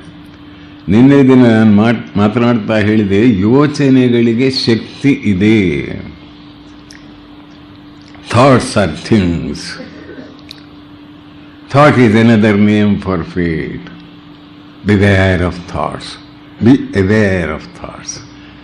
ಯಾವ ಯಾವ ಯೋಚನೆಗಳು ನಿಮ್ಮ ಮನಸ್ಸಿನಲ್ಲಿ ಬರ್ತಾವೆ ಅದರ ಬಗ್ಗೆ ಸ್ವಲ್ಪ ಜಾಗರೂಕರಾಗಿರಿ. ಯಾಕಂದರೆ ಅವುಗಳು ಸೂಕ್ಷ್ಮವಾಗಿ ಬಂದು ಮೆಲ್ಲ ಪ್ರವೇಶ ಮಾಡಿಬಿಡ್ತಾವೆ. ಅವುಗಳು ಎಷ್ಟು ಶಕ್ತಿಶಾಲಿ, ಅವುಗಳು ಒಳಗಡೆ ಪ್ರವೇಶ ಮಾಡಿ ನಿಮ್ಮ ಮನಸ್ಸಿನ ಒಂದು ಭಾಗವಾಗಿ ಪರಿಣಾಮಗೊಳ್ತವೆ. ನಿಮ್ಮ ಸ್ವಭಾವವನ್ನು ರಚಿಸುವುದಲ್ಲಿ ಈ ಯೋಚನೆಗಳಿಗೆ ಅಪಾರವಾದಂಥ ಒಂದು ಶಕ್ತಿ ಇದೆ. ಯೋಚನೆಗಳು ಇಲ್ಲಿನ ಇಮೇಲ್ ಮಾಡಿದರೆ ಹೇಗೆ ಅಮೇರಿಕದಲ್ಲಿ ಅದು ಸಿಗುತ್ತೋ, ಅಲ್ಲಿಂದ ಉತ್ತರವು ನಿಮಗೆ ಹೇಗೆ ಬರುತ್ತೋ, ನನ್ನ ಕಣ್ಣಿಗೆ ಕಾಣಿಸುವುದಿಲ್ಲ ಅಂತ ನೀವು ನಂಬುವುದಿಲ್ಲ ಅಂತ ಹೇಳೋದಿಲ್ಲ, ಪ್ರತಿಯೊಬ್ಬರೂ ನಂಬ್ತಾರೆ, ಯಾಕಂದರೆ ಅಲ್ಲಿ ಪ್ರತ್ಯಕ್ಷ ಅದು. ಅದೇ ರೀತಿಯಲ್ಲಿ ಯೋಚನೆಯ ಶಕ್ತಿ, ಆ ಯೋಚನೆ ನಮ್ಮ ಮನಸ್ಸಿನ ಆಳವನ್ನು ಪ್ರವೇಶಿಸಿ ಅದು ಏಕಾಗ್ರವಾಗಿ ಪ್ರಬಲವಾದ ಯೋಚನೆಯಾದರೆ ನಮ್ಮ ಮೇಲೆ ಮಾತ್ರ ಅಲ್ಲ, ನಮ್ಮ ಹತ್ತಿರ ಇರುವವರ ಮೇಲೂ ಪ್ರಭಾವ ಬೀರಬಹುದು. ಅದರಿಂದ ಈ ಯೋಚನೆ ಬಹಳ ದುಷ್ಟರ ಸಂಗ ಮಾಡಿದರೆ ಆ ದುಷ್ಟತನ ಇದೆಯಲ್ಲ, ಮೆಲ್ಲ ಸ್ವಲ್ಪ ನಿಮ್ಮ ಮನಸ್ಸಿನ ಒಳಗೆ ಪ್ರವೇಶ ಮಾಡತಕ್ಕಂಥ ಅವಕಾಶ ಇರಬಹುದು. ಆದರೆ ಪ್ರಬಲವಾದ ಸದ್ಯೋಚನೆ, ರಚನಾತ್ಮಕವಾದ ಯೋಚನೆಗಳು ಮನಸ್ಸಿನಲ್ಲಿ ಆಗಲೇ ಹುಟ್ಟುಗಟ್ಟಿದ್ದರೆ, ಪ್ರಬಲವಾಗಿದ್ದರೆ ಅವುಗಳಿಗೆ ಒಳಗಡೆ ಪ್ರವೇಶ ಮಾಡಲಿಕ್ಕಾಗೋದಿಲ್ಲ. ಯೋಗಿ ಅರವಿಂದರು ಒಂದು ಕಡೆ ಹೇಳ್ತಾರೆ, ತಾನು ಯೋಗವನ್ನು ಅಭ್ಯಾಸ ಮಾಡ್ತಾ ಇರುವ ವೇಳೆಯಲ್ಲಿ ಈ ಯೋಚನೆಗಳು ಬರ್ತಾ ಇರುವುದನ್ನು ಪರಿಶೀಲಿಸಿದೆ ಅಂತ ಹೇಳ್ತಾರೆ ಹೊರಗಡೆಯಿಂದ. Thoughts and ideas are wandering about in thought waves or otherwise seeking a mind that may embody them. ಅವುಗಳು ಮೆಲ್ಲ ಬಂದು ಯಾರ ಮನಸ್ಸನ್ನು ಪ್ರವೇಶಿಸಲಿ ಅಂತ ಹುಡುಕಾಡ್ಕೊಂಡು ಬರ್ತಾವೋ ಏನೋ, ಆ ರೀತಿಯಲ್ಲಿ ಬರ್ತಾ ಇದ್ದೇವೆ. ನೀವೇ ಆಗಲೇ ಪ್ರಿಪೇರ್ ಮಾಡಿದರೆ ಗ್ರೌಂಡನ್ನು, ಅಲ್ಲಿ ಬಂದು ಕೂತ್ಕೊಳ್ತಾವೆ. ಬಹುಶಃ ನಿಮಗೆ ಕ್ರಿಕೆಟಿನ ಬಗ್ಗೆ ಬಹಳ ಹುಚ್ಚಿದ್ದರೆ ಆ ಕ್ರಿಕೆಟಿನ ಸಂಬಂಧವಾದಂಥ ಥಾಟ್ಸ್ ಎಲ್ಲ ಅಲ್ಲಿನ ಮೆಲ್ಲ ಬರಲಿಕ್ಕೆ ಪ್ರಾರಂಭವಾಗ್ತದೆ. ಅದರಲ್ಲಿ ನಿಮಗೆ ಇಂಟ್ರೆಸ್ಟ್ ಆಗಲೇ ಇದ್ದು ಕಳೆದ 5 ವರ್ಷದಿಂದ ಕ್ರಿಕೆಟ್ಗೆ ಸಂಬಂಧಪಟ್ಟ ಎಲ್ಲ ಮ್ಯಾಗಝೀನನ್ನು ಬುಡದಿಂದ ತಲೆವರೆಗೆ ಓದಿ ಅದರ ಸಂಗ್ರಹ ಮಾಡಿ ಇಟ್ಟಿದ್ದೀರಲ್ಲ, ಅದಕ್ಕೆ ಸಂಬಂಧಪಟ್ಟ ವಿಚಾರ, ಆಕಾಶದಲ್ಲಿ ತೇಲಾಡ್ತಾ ಇರತಕ್ಕಂಥ ವಿಚಾರ ಮೆಲ್ಲನೆ ನಿಮ್ಮ ಮನಸ್ಸಿನಲ್ಲಿ ಹೋಗಿ ಇವನು ಪ್ರವೇಶ ಕೊಡ್ತಾನೆ, ನನಗೇನು ತೊಂದರೆ ಇಲ್ಲ, ಅಲ್ಲಿ ಹೋಗಿ ಕೂತ್ಕೊಳ್ತೇನೆ ಅಂತ ಬರುತ್ತೆ. ಅದರಿಂದ ಬಿವೇರ್ ಆಫ್ ಥಾಟ್ಸ್. ಯೋಚನೆ ಅಂತ ಹೇಳಿದರೆ ಸುಮ್ಮನೆ ಅಲ್ಲ, ಆದ್ದರಿಂದಲೇ ನಮ್ಮ ಋಷಿ ಮುನಿಗಳು ಭದ್ರಂ ಕರ್ಣೇಭಿಃ ಶೃಣುಯಾಮ ದೇವಾ ಅಂತ ಹೇಳಿದರು. ಹೇ ದೇವತೆಗಳೇ, ಎಂಥ ಯೋಚನೆಗಳು ಬರಲಿ, ಕರ್ಣದಿಂದ ಎಂಥೆಂಥ ಶಬ್ದಗಳನ್ನು ಕೇಳುವಂತಾಗಲಿ, ಕಣ್ಣಿನಿಂದ ಎಂಥೆಂಥ ಚಿತ್ರಗಳನ್ನು ನೋಡುವಂತಾಗಲಿ. ಚಲಚಿತ್ರ ಇರಲಿಲ್ಲ ಆಗ, ಈಗ ಚಲನಚಿತ್ರ ಬಹಳ ಜಾಸ್ತಿಯಾಗಿ ಮನುಷ್ಯರ ಮನಸ್ಸನ್ನು ಚಂಚಲ ಮಾಡಲಿಕ್ಕೆ ಬೇಕಾದಷ್ಟು ಸಾಮಗ್ರಿ ಸಂದಾಯವಾಗ್ತಾ ಇದೆ. ಆದ್ದರಿಂದ ಬಿವೇರ್ ಆಫ್ ಥಾಟ್ಸ್. ಇವರು ಹೇಳ್ತಾರೆ, I never heard before the thoughts coming visibly into the mind from outside, but I did not think either of questioning the truth of or the possibility. ಅವುಗಳು ಬರುವುದು, ಪ್ರವೇಶ ಮಾಡುವುದು, ಒಳಗೆ ಪ್ರವೇಶ ಮಾಡುವುದನ್ನು ನಾನು ಪ್ರತ್ಯಕ್ಷವಾಗಿ ಕಂಡೆ. ಇದು ನನಗೆ ಗೊತ್ತಿರಲಿಲ್ಲ ಮೊದಲು ಈ ರೀತಿ ಆಗುತ್ತೆ ಅಂತ. ಕೊನೆಗೆ ಅದನ್ನು ಹೊರದೂಡಲಿಕ್ಕೆ ಪ್ರಯತ್ನ ಮಾಡಿದೆ. ಒಂದೆರಡು ದಿನದ ಪ್ರಯತ್ನದಲ್ಲಿ ನನ್ನ ಮನಸ್ಸು ಶುದ್ಧವಾಯಿತು. ಅಂದರೆ ಅವುಗಳಿಗೆ ಆಶ್ರಯ ನಾನು ನೀಡಲಿಲ್ಲ ಅಂತ ಅರ್ಥ.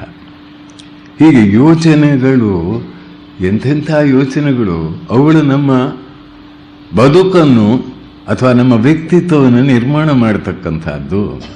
ಹಿಂದಿನ ಒಂದು ಉಪನ್ಯಾಸದಲ್ಲಿ ನಾನು ಹೇಳಿದೆ, ವಿದೇಶದ ಒಬ್ಬ ತಜ್ಞ ಹೇಳಿದ್ದಾನೆ, ಇದರ ಬಗ್ಗೆ ಸಂಶೋಧನೆ ಮಾಡಿದವನು, 3 ತಿಂಗಳುಗಳ ಕಾಲ ದಿನಕ್ಕೆ 5 ಬಾರಿ ಎಂಥೆಂಥ ಯೋಚನೆಗಳು ನಿಮ್ಮ ತಲೆಯಲ್ಲಿ ಬರ್ತಾ ಇವೆ ಎಂಬುದನ್ನು ಆಲೋಚನೆ ಮಾಡಿದರೆ ಅಥವಾ ನೋಡಿಕೊಂಡ್ರೆ ನಿಮ್ಮ ಮುಂದಿನ ಜೀವನ ಹೀಗೆ ಅಂತ ಭವಿಷ್ಯವಾಣಿ ನುಡಿಯಬಹುದು, ಪ್ರೆಡಿಕ್ಟ್ ಮಾಡಬಹುದು. ಯೋಚನೆಗಳು ಹೇಗೆ ನಿಮ್ಮ ಬದುಕನ್ನು ರೂಪಿಸ್ತವೆ, ಮುಂದಿನ ಜೀವನವನ್ನು ರೂಪಿಸ್ತವೆ ಅಂತ ನಿಮಗೆ ಗೊತ್ತಿಲ್ಲ. ವಿಶಾಲವಾದ ವಟವೃಕ್ಷ ಹೇಗೆ ಚಿಕ್ಕ ಕಣ್ಣಿಗೆ ಕಾಣಿಸಿದಷ್ಟು ಸೂಕ್ಷ್ಮವಾದ ಬೀಜದಿಂದ ಹೊರಹೊಮ್ಮುತ್ತದೋ ಅದೇ ರೀತಿಯಲ್ಲಿ ನಿಮ್ಮ ಭವಿಷ್ಯದ ಜೀವನ ನಿಮ್ಮ ಯೋಚನೆಯಿಂದ ಪ್ರಾರಂಭವಾಗುತ್ತದೆ ಅಂತ ಹೇಳಿದ್ದಾನೆ.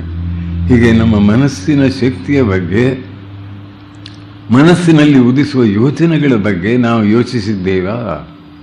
ಯೋಚನೆಯ ಬಗ್ಗೆ ಯೋಚಿಸಿದ್ದೀರಾ ಅಂತ ಒಂದು ಪ್ರಶ್ನೆ.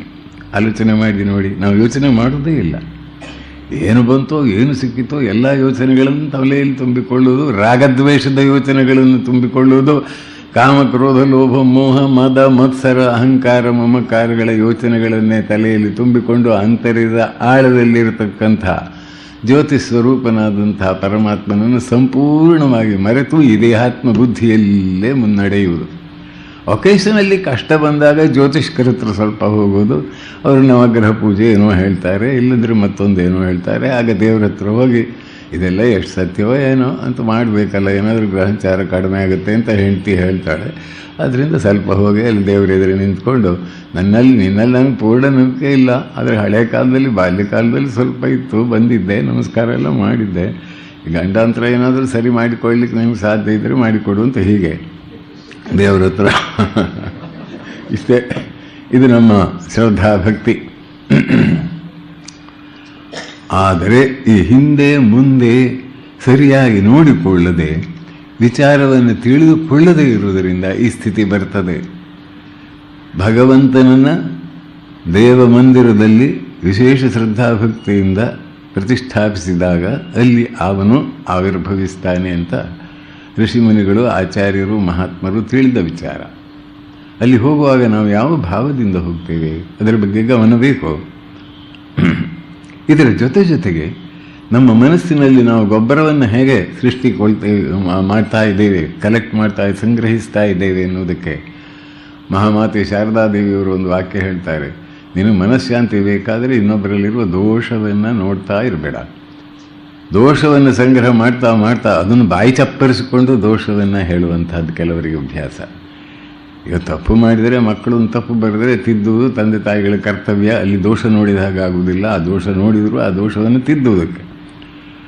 ಆದರೆ ಅವರು ಹಾಗಂತೆ, ಇವರು ಹೀಗಂತೆ, ಅವರಲ್ಲಿ ಎಲ್ಲ ಹೋಗ್ತಾರಂತೆ, ಇವರು ಇಲ್ಲಿ ಎಲ್ಲ ಬರ್ತಾರಂತೆ, ಅವರ ಜೀವನದ ಕೊಳಕಿನ ಅಂಶಗಳನ್ನು ಇವರು ಗಮನವಿಟ್ಟು ನೋಡಿ, ತಾವು ಮಾತ್ರ ನೋಡಿ ಅನುಧ್ಯಾನ ಮಾಡಿ ಇತರರಿಗೂ ಪ್ರಚಾರ ಮಾಡಿ ಅದನ್ನು ಅವರ ದೋಷವನ್ನು ಈ ಮನಸ್ಸಿನಲ್ಲಿ ಇಟ್ಕೊಂಡು ಡಸ್ಟ್ಬಿನ್ ಆಗಲಿಕ್ಕೆ ಪ್ರಯತ್ನ ಮಾಡ್ತಾ ಇರ್ತಾರೆ.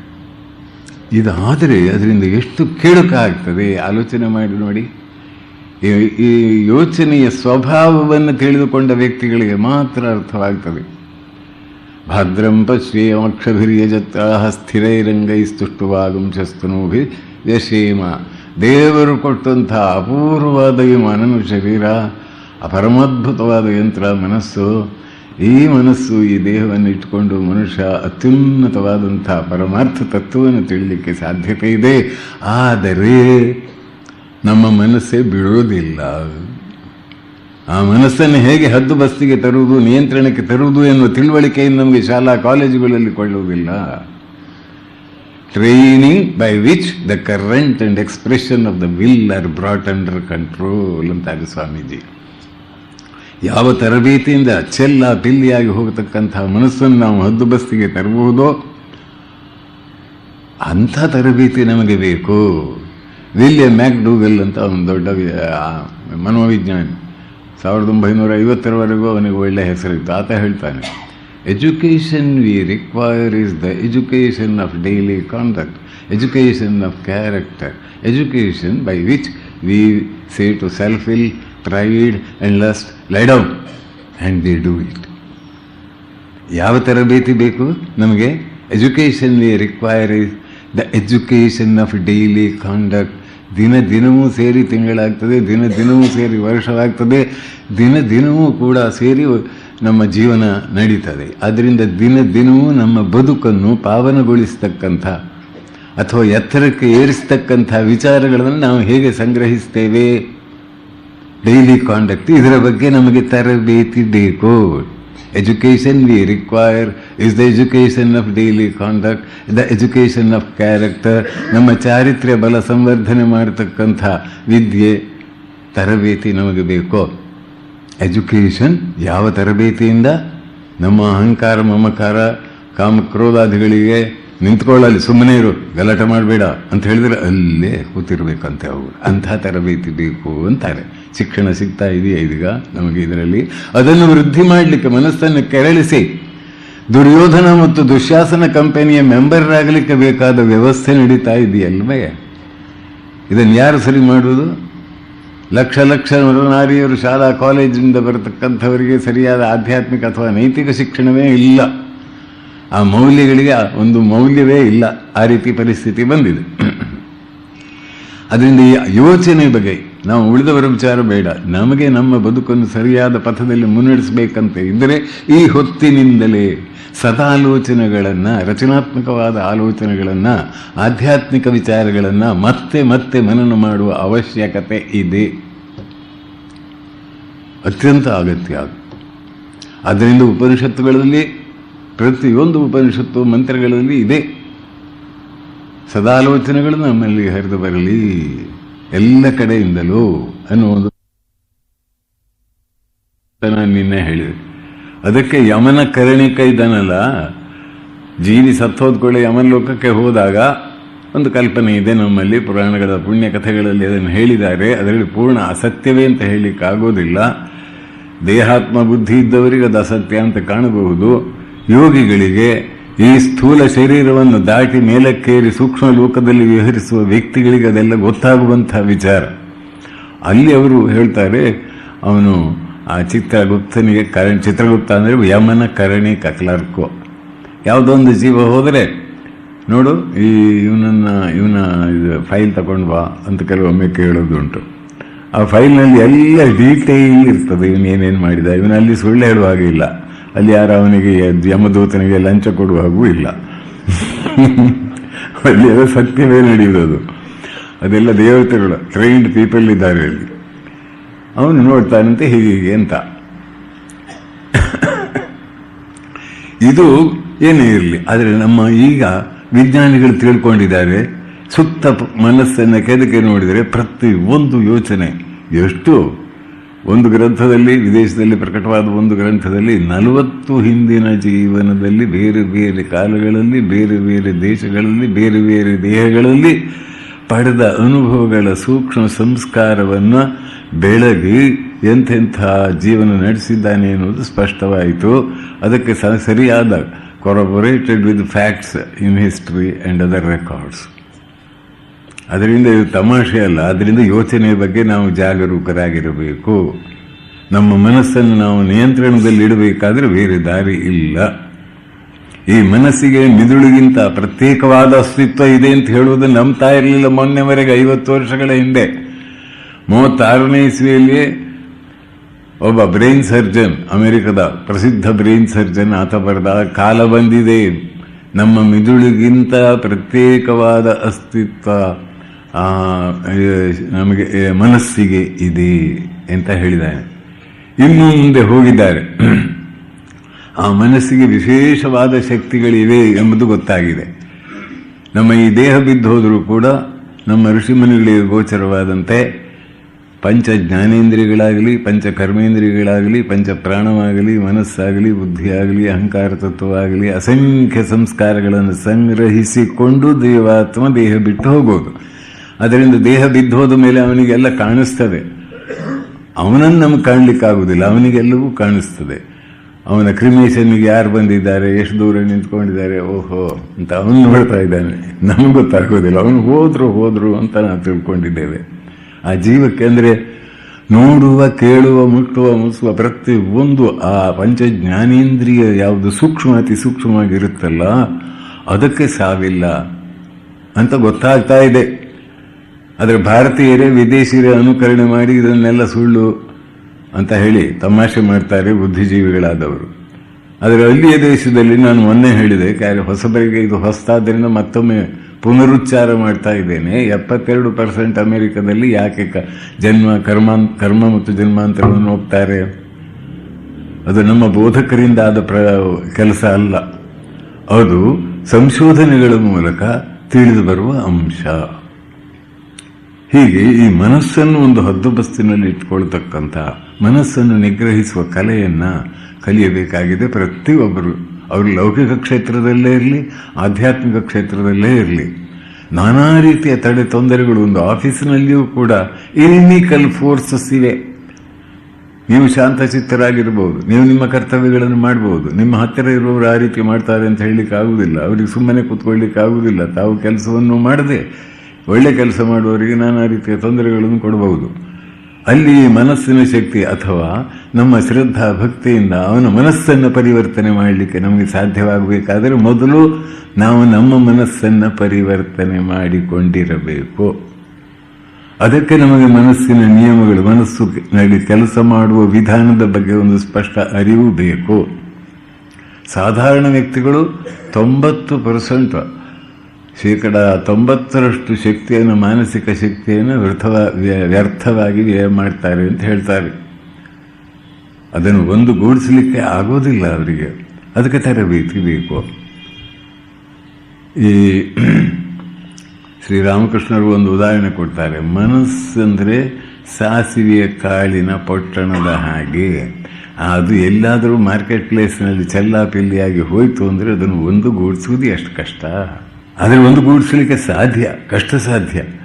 ಇದನ್ನೇ ಭಗವಂತನ ಹತ್ತಿರ ಅರ್ಜುನ ಕೇಳಿದ. ಚಂಚಲಂ ಹಿ ಮನಃ ಕೃಷ್ಣ ಪ್ರಮಾತಿ ಬಲವದೃಢ ಅಥಕೇನ ಪ್ರಯುಕ್ತೋಯಂ ಪಾಪಂ ಚರತಿ ಪುರುಷ ಅನಿಚ್ಛನ್ನಪಿ ವಾಷ್ಣೇಯ ಬಲಾದಿವ ನಿಯೋಜಿತ. ತಪ್ಪು ಮಾಡಬಾರ್ದು ಅಂತ ಗೊತ್ತಿದ್ರು, ಇದು ತಪ್ಪು ಅಂತ ಗೊತ್ತಿದ್ರು, ಯಾರೋ ಎಳೆದುಕೊಂಡು ಹೋಗಿ ತಪ್ಪು ಕೆಲಸವನ್ನು ಮಾಡುವಂತೆ ಪ್ರೇರಣೆ ಮಾಡ್ತಾರಲ್ಲ ಕೃಷ್ಣ, ಇದು ಯಾಕೆ ಹೀಗಾಗ್ತದೆ? ನೋಡಿ, ಈ ಪ್ರಶ್ನೆಯನ್ನು ಬೇರೆ ಎಲ್ಲಿಯೂ ಯಾವ ಧರ್ಮಗ್ರಂಥದಲ್ಲಿ, ಜಗತ್ತಿನ ಯಾವ ಧರ್ಮಗ್ರಂಥದಲ್ಲಿ ಕೇಳಿದಾರೋ ನನಗೆ ಗೊತ್ತಿಲ್ಲ. ಆದರೆ ಭಗವದ್ಗೀತೆ ಈ ಪ್ರಶ್ನೆ ಪ್ರಾಕ್ಟಿಕಲ್ ಜೀವನದಲ್ಲಿ ಬರತಕ್ಕಂಥ, ದೈನಂದಿನ ಜೀವನದಲ್ಲಿ ಬರತಕ್ಕಂಥ ಅನುಷ್ಠಾನಕ್ಕೆ ಸಂಬಂಧಪಟ್ಟ ನಮ್ಮ ಮನಸ್ಸನ್ನು ತೀಡಿ ಹದಗೊಳಿಸುವ ವಿಧಾನ ಯಾವುದು ಅಂತ ಕೇಳಿದೆ. ಶ್ರೀಕೃಷ್ಣ ಹೇಳ್ತಾನೆ, ಕಾಮಯೇಷ ಕ್ರೋಧಯೇಷ ರಜೋಗುಣ ಸಮುದ್ಭವ. ರಜ ಅಂದ್ರೇನು? ರಜಸ್ಸು. ರಜಾವ ರಾಗಾತ್ಮಕಂ ವಿದ್ಧಿ. ರಾಗ, ಆಸೆ, ಆಸಕ್ತಿ, ಲೌಕಿಕವಾದ ವಿಷಯ ವಸ್ತುಗಳಲ್ಲಿ ಆಸೆ ಆಸಕ್ತಿಗಳಿಂದ ನಾನಾ ಕರ್ಮಗಳನ್ನು ಮಾಡಿದ್ರಿಂದ ಅದರ ಸೂಕ್ಷ್ಮ ಸಂಸ್ಕಾರಗಳು ಮನಸ್ಸಿನಲ್ಲಿ ಇರೋಣದ್ರಿಂದ ಅದು ಇವನನ್ನು ಆ ಕಡೆ ಹೋಗು ಈ ಕಡೆ ಹೋಗು ಅಂತ ಹೇಳ್ತದೆ. ಹೀಗೆ ಆ ಮನಸ್ಸು ಕೆಲಸ ಮಾಡತಕ್ಕಂತಹ ಶಕ್ತಿ, ಅದನ್ನು ತಿಳಿದುಕೊಂಡು ಆ ಮನಸ್ಸನ್ನು ನಿಗ್ರಹಿಸುವ ವಿಧಾನವನ್ನು ಆತ ಹೇಳ್ತಾನೆ. ಅಭ್ಯಾಸ ವೈರಾಗ್ಯ ಅಂತ ನಿರೋಧ ಅಂತ ಯೋಗಶಾಸ್ತ್ರದಲ್ಲಿ ಹೇಳಿದ್ದನ್ನು ಅವನು ಪ್ರಾಯ ಶ್ರೀಕೃಷ್ಣನ ಉಪದೇಶದಿಂದಲೇ ಪಡ್ಕೊಂಡ್ರು ಏನೋ ಅವರು. ಅಭ್ಯಾಸೇನು ತು ಕೌಂತೆಯ ವೈರಾಗ್ಯೇಣ ಚ ಗೃಹ್ಯತೆ. ವಿವೇಕದಿಂದ ವಿಚಾರ ಮಾಡಿ ಈ ಪ್ರಾಪಂಚಿಕ ವೈಭವಗಳು ಅಥವಾ ಸಿನಿಮಾದಲ್ಲಿ ಬರತಕ್ಕಂಥ ಆ ತೋರಿಕೆಯಲ್ಲಿ ಸುಖ ಅಂತ ಕಾಣುವಂಥದ್ರಲ್ಲಿ ನಿಜವಾದ ಸುಖ ಇಲ್ಲ. ಸುಖದ ಭ್ರಾಂತಿ ಮಾತ್ರ ಇದೆ. ಆ ಸಂಸ್ಕಾರಗಳು ಒಳಗಡೆಯಿಂದ ತುಡಿತ ಇರುವುದರಿಂದ ತತ್ಕಾಲಕ್ಕೆ ಶಮನವಾದಂತೆ ಕಾಣಿಸ್ತದೆ. ನಿಜವಾದ ಸುಖ ಶಮ ಸುಖ. ಮನಸ್ಸು ವಿಚಲಿತವಾಗದೆ ಶಾಂತವಾಗಿರುವಾಗ ಇರುವ ಸುಖ. ಡಿಸೈರ್ಸ್ ಇಲ್ಲದೆ ಇದ್ದಾಗ ಇರುವ ಸುಖ. ಡಿಸೈರ್ ಅಂದರೆ ದುಃಖ, ಡಿಸೈರ್ ಅಂದರೆ ಟೆನ್ಷನ್. ಆ ಟೆನ್ಷನ್ ದೂರ ಮಾಡಲಿಕ್ಕೆ ದೇವರಲ್ಲಿ ಅಟೆನ್ಷನ್ ಕೊಡಬೇಕಾಗುತ್ತೆ ಅಂತ ಕೊನೆಗೆ ಬಂದು ನಿಲ್ಲುವುದಲ್ಲಿಗೆ. ದೇವರಲ್ಲಿ ಸರಿಯಾದ ಅಟೆನ್ಷನ್ ಕೊಟ್ಟರೆ ಈ ಟೆನ್ಷನ್ಗಳೆಲ್ಲ ಕಡಿಮೆ ಆಗ್ತದೆ. ಆದರೆ ಆ ಟೆನ್ಷನ್ ಕಡಿಮೆ ಮಾಡಿಕೊಂಡು ದೇವರಲ್ಲಿ ಅಟೆನ್ಷನ್ ಕೊಡುವ ಅಭ್ಯಾಸವನ್ನು ದಿನನಿತ್ಯ ಬಿಡದೆ ಮಾಡ್ತಕ್ಕದ್ದು, ಅದು ಅತ್ಯಂತ ಪ್ರಾಮುಖ್ಯವಾದದ್ದು. ಅಲ್ಲಿ ಆ ಮನಸ್ಸಿನ ವಿಚಾರವನ್ನು ಹೇಳಿ, ಮನಸ್ಸಿನ ಎಷ್ಟೆಷ್ಟು ಅದ್ಭುತವಾದ ಶಕ್ತಿ ಇದೆ ಅಂತ ಯೋಗಶಾಸ್ತ್ರದಲ್ಲಿಯೂ ಹೇಳಿದೆ. ಅದರದ್ದು ಕೊಂಚ ಇಲ್ಲಿ ವಿಸ್ತಾರವಾಗಿ ವಿವೇಚಿಸಲಿಕ್ಕೆ ಇವತ್ತು ಸಮಯವಿಲ್ಲ, ಸ್ವಲ್ಪ ಮಾತ್ರ ಹೇಳಬಹುದು. ಏನು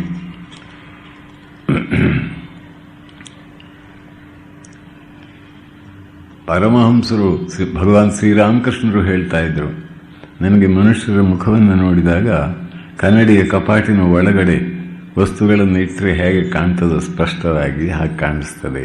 ಆದರೆ ನಾನು ಹೇಳೋದಿಲ್ಲ ಎಲ್ಲರಿಗೂ, ಯಾಕಂದರೆ ಅದರ ಮನಸ್ಸಿಗೆ ಬಹಳ ದುಃಖವಾಗಿ ನೋವಾಗುತ್ತೆ ಅಂತ ಹೇಳ್ತಾ ಇದ್ದೆ.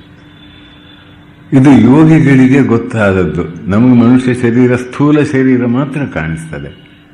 ಆದರೆ ಮಹಾಪುರುಷರಿಗೆ, ಸಿದ್ಧಪುರುಷರಿಗೆ, ಆ ಪರಮಾರ್ಥ ಸತ್ಯವನ್ನು ತಿಳಿದುಕೊಂಡವರಿಗೆ, ಅನುಭವಿಸಿದವರಿಗೆ ಈ ನೋಡಿ, ಇದು ಒಂದು ಶಕ್ತಿ. ಮನುಷ್ಯನ ಮನಸ್ಸಿಗೆ ಎಷ್ಟು ಅದ್ಭುತವಾದ ಶಕ್ತಿ ಇದೆ ಅಂತ ಇಲ್ಲಿ ಗೊತ್ತಾಗುತ್ತೆ. ಅದು ಮಾತ್ರ ಅಲ್ಲ, ಮನುಷ್ಯನ ಶರೀರವನ್ನು ನೋಡಿ ಅವನ ಹಿಂದಿನ ಜೀವನ ಯಾವ ರೀತಿ ಇದೆ ಅಂತೂ ತಿಳಿಯುವ ಸಾಮರ್ಥ್ಯ ಈ ಮನುಷ್ಯನ ಮನಸ್ಸಿಗಿದೆ. ಅಭೇದಾನಂದರು ಬಂದಾಗ ಕಲ್ಕತ್ತಾದಿಂದ ಹಿಂತಿರುಗಿ ಬಂದಿದ್ದಾರೆ ಶ್ರೀರಾಮಕೃಷ್ಣರು. ಶಶಿ ಮಹಾರಾಜರು ಹೇಳ್ತಾರೆ, ಯಾರೊಬ್ಬ ಹುಡುಗ ಬಂದಿದ್ದಾನೆ ನಿಮ್ಮನ್ನು ನೋಡ್ಲಿಕ್ಕೆ. ಹೌದಾ, ಕರಿ ಅವನನ್ನು ಅಂತ ಹೇಳಿದರು. ಆಮೇಲೆ ಲ್ಯಾಂಟರ್ನ್ ತಂದು ಅವನು ನೋಡಿದ್ರಂತೆ ಮುಖವನ್ನು. ಏನು ಬೇಕು ನಿನಗೆ? ನನಗೆ ಯೋಗಿ ಆಗಬೇಕು ಅಂತ ಆಸೆ ಇದೆ ಅಂತ ಒಂದು ಕ್ಷಣ ನೋಡಿ ಆಮೇಲೆ ಹೇಳಿದ್ರಂತೆ, ಹಿಂದೆಯೂ ಯೋಗಾಭ್ಯಾಸ ಮಾಡಿದ್ದಿ, ಈಗ ಅದು ಪರಿಪೂರ್ಣವಾಗ್ತದೆ ಅಂತ ಹೇಳಿದರು. ಇದು ಈ ಶಕ್ತಿ ನೋಡಿ, ಈ ಶಕ್ತಿ ಕೇವಲ ಸಿದ್ಧ ಯೋಗಿಗಳಿಗೆ ಮಾತ್ರ ಅಲ್ಲ, ಕೆಲವು ಅಭ್ಯಾಸದಿಂದಲೂ ಕೆಲವು ಶಕ್ತಿಯನ್ನು ಪಡೆದುಕೊಂಡವರಿದ್ದಾರೆ ಅಂತ ಇತ್ತೀಚೆಗೆ ವಿದೇಶದಲ್ಲಿ ಸಂಶೋಧನೆ ಮಾಡಿದಾಗ ತಿಳಿದು ಬರ್ತದೆ. ಇದನ್ನು ನಾವು ಪ್ರತಿಯೊಬ್ಬರೂ ಬೆಳೆಸಿಕೊಳ್ಬಹುದು ಅಂತ. ನಾವು ಇನ್ನೊಬ್ಬರ ಮನಸ್ಸಿನಲ್ಲಿ ಏನಿದೆ ಅಂತ ತಿಳ್ಕೊಳ್ಳಿಕ್ಕೆ ಪ್ರಯತ್ನ ಮಾಡಲಿಕ್ಕೆ ಹೋದರೆ ಅಲ್ಲಿ ಡಸ್ಟ್ಬಿನ್ನಲ್ಲಿದ್ದ ಕೊಳೆಯನ್ನು ನಾವೇ ಹಚ್ಕೊಳ್ಬೇಕಾಗತ್ತೆ. ಅದರಿಂದ ಯಾರೂ ಆ ಬಗ್ಗೆ ಪ್ರಯತ್ನ ಮಾಡಬೇಕಾಗಿಲ್ಲ. ಅದರಿಂದ ನಾವು ಸಾಧ್ಯವಾದಷ್ಟು ಒಳ್ಳೆಯ ಆಲೋಚನೆಗಳನ್ನು ಸಂಗ್ರಹಿಸಿದರೆ ಸಾಕು. ಅಂಥ ಶಕ್ತಿಗಳಿಂದ ಉಪಯೋಗ ನಮಗಿಲ್ಲ. ಆ ಶಕ್ತಿಯಿಂದ ಶಕ್ತರಾದಂಥ ವ್ಯಕ್ತಿಯ ಅಭ್ಯುದಯಕ್ಕೆ ಆ ಶಕ್ತಿಯನ್ನು ಉಪಯೋಗಿಸಿದರೆ ಅದು ಸಾರ್ಥಕವಾಗುತ್ತೆ, ಇಲ್ಲದೆ ಕೆಡಕೆ ಆಗ್ತದೆ. ಇಲ್ಲಿ ಯೋಗದಲ್ಲಿ ಹೇಳಿರ್ತಕ್ಕಂಥ ಈ ಶಕ್ತಿಗಳ ಬಗ್ಗೆ ಈಗಿನ ಕಾಲದಲ್ಲಿಯೂ ಕೂಡ ಸೈಕಾಲಜಿಯಲ್ಲಿ ಅಥವಾ ಡೆಪ್ ಸೈಕಾಲಜಿಯಲ್ಲಿ ಇದರ ಬಗ್ಗೆ ಸಾಕಷ್ಟು ವಿವರಣೆ ಬಂದಿದೆ. ಅದರಲ್ಲಿ ಕೆಲವು ಮಾತ್ರ ನಿಮ್ಮ ಮುಂದೆ ಇಡ್ತೇನೆ. ಇದು ಸಂಯಮದಿಂದ ಸಾಧ್ಯವಾಗುವ ಅದ್ಭುತ ಶಕ್ತಿಗಳನ್ನು ಯೋಗಶಾಸ್ತ್ರದಲ್ಲಿ ಹೇಳಿದೆ. If a man in that state wants to know the past and future, he has to make samyama on the changes in the samskara ಸಾಕ್ಷಾತ್ಕರಣ ಅಂತ ಹೇಳ್ತಾರೆ. ನಮ್ಮ ಮನಸ್ಸಿನ ಯೋಲ್ಲಿ ಬರತಕ್ಕಂಥ ಉದಿಸ್ತಕ್ಕಂಥ ಯೋಚನೆಗಳ ಮೇಲೆ ಕಾನ್ಸಂಟ್ರೇಷನ್ ಮಾಡಿ ಅದರ ಮೂಲ ಎಲ್ಲಿ ಅಂತ ಹುಡುಕ್ತಾ ಹೋದರೆ ಅದು ಹಿಂದಿನ ಯಾವುದೋ ಜೀವನದಲ್ಲಿ ಮಾಡಿದ ಕರ್ಮದ ಒಂದು ಸಂಸ್ಕಾರವಾಗಿ ಅದರ ಚಿತ್ರ ಸಿಗುತ್ತೆ ಅಂತ. ಇದು ಯೋಗಿಗಳಿಗೆ ಸಾಧ್ಯವಾಗುವಂತಹದ್ದು. By making samyama on the signs in another's body, the yogi knows the nature of the mind of that person. ಸೈನಿನ ಮೇಲೆ ಕಾಣ್ತಕ್ಕಂಥ ಕೆಲವು ಚಿಹ್ನೆಗಳು, ಗುರುತಿನ ಮೇಲೆ ಸಹ ಇದು ಮಾಡಿದರೂ ಕೂಡ ನಮಗೆ ಕಂಡು ಬರ್ತದೆ ಅಂತ ಹೇಳ್ತಾರೆ.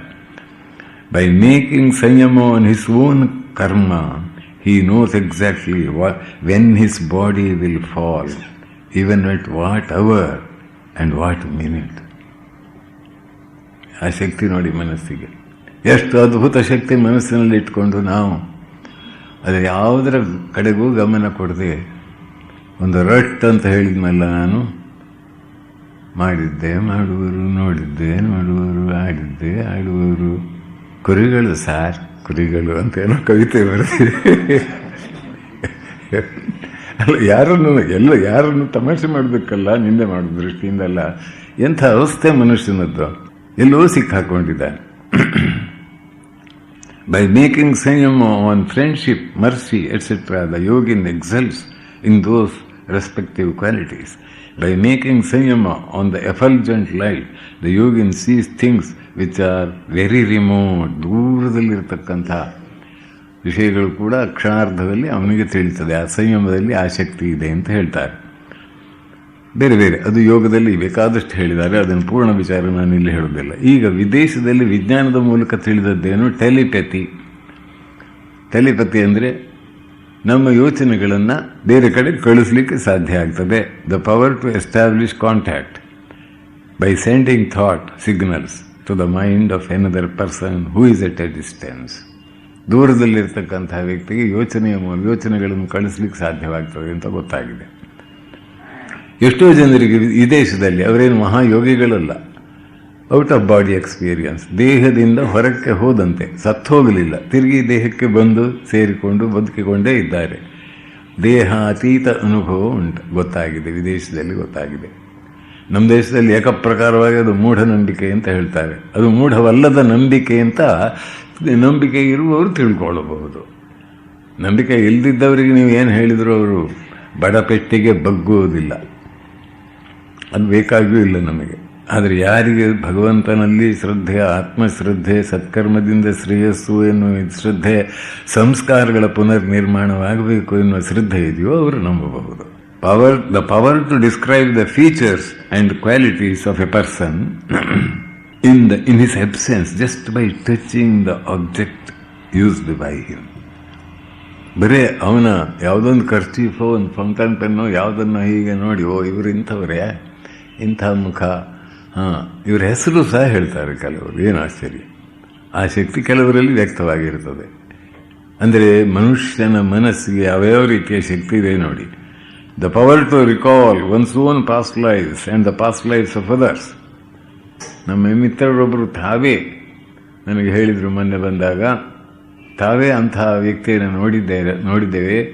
ಯಾವ ಥರದ ಹೆಚ್ಚು ಹಿಪ್ನಾಸಿಸ್ಸು ಅಲ್ಲ, ಪ್ರೀ ಅಸೋಸಿಯೇಷನ್ ರೀತಿಯಲ್ಲಿ ತಮ್ಮನ್ನು ಹಿಂದಕ್ಕೆ ಕರೆದುಕೊಂಡು ಹೋಗಿ ತನ್ನ ಹಿಂದಿನ ಜೀವನದ ಚಿತ್ರವನ್ನು ನೋಡುವಂತಹ ಒಂದು ಅವಕಾಶ ಬಂತು ಅಂತ. ಇದು ಕಲ್ಪನೆ ಅಲ್ಲ.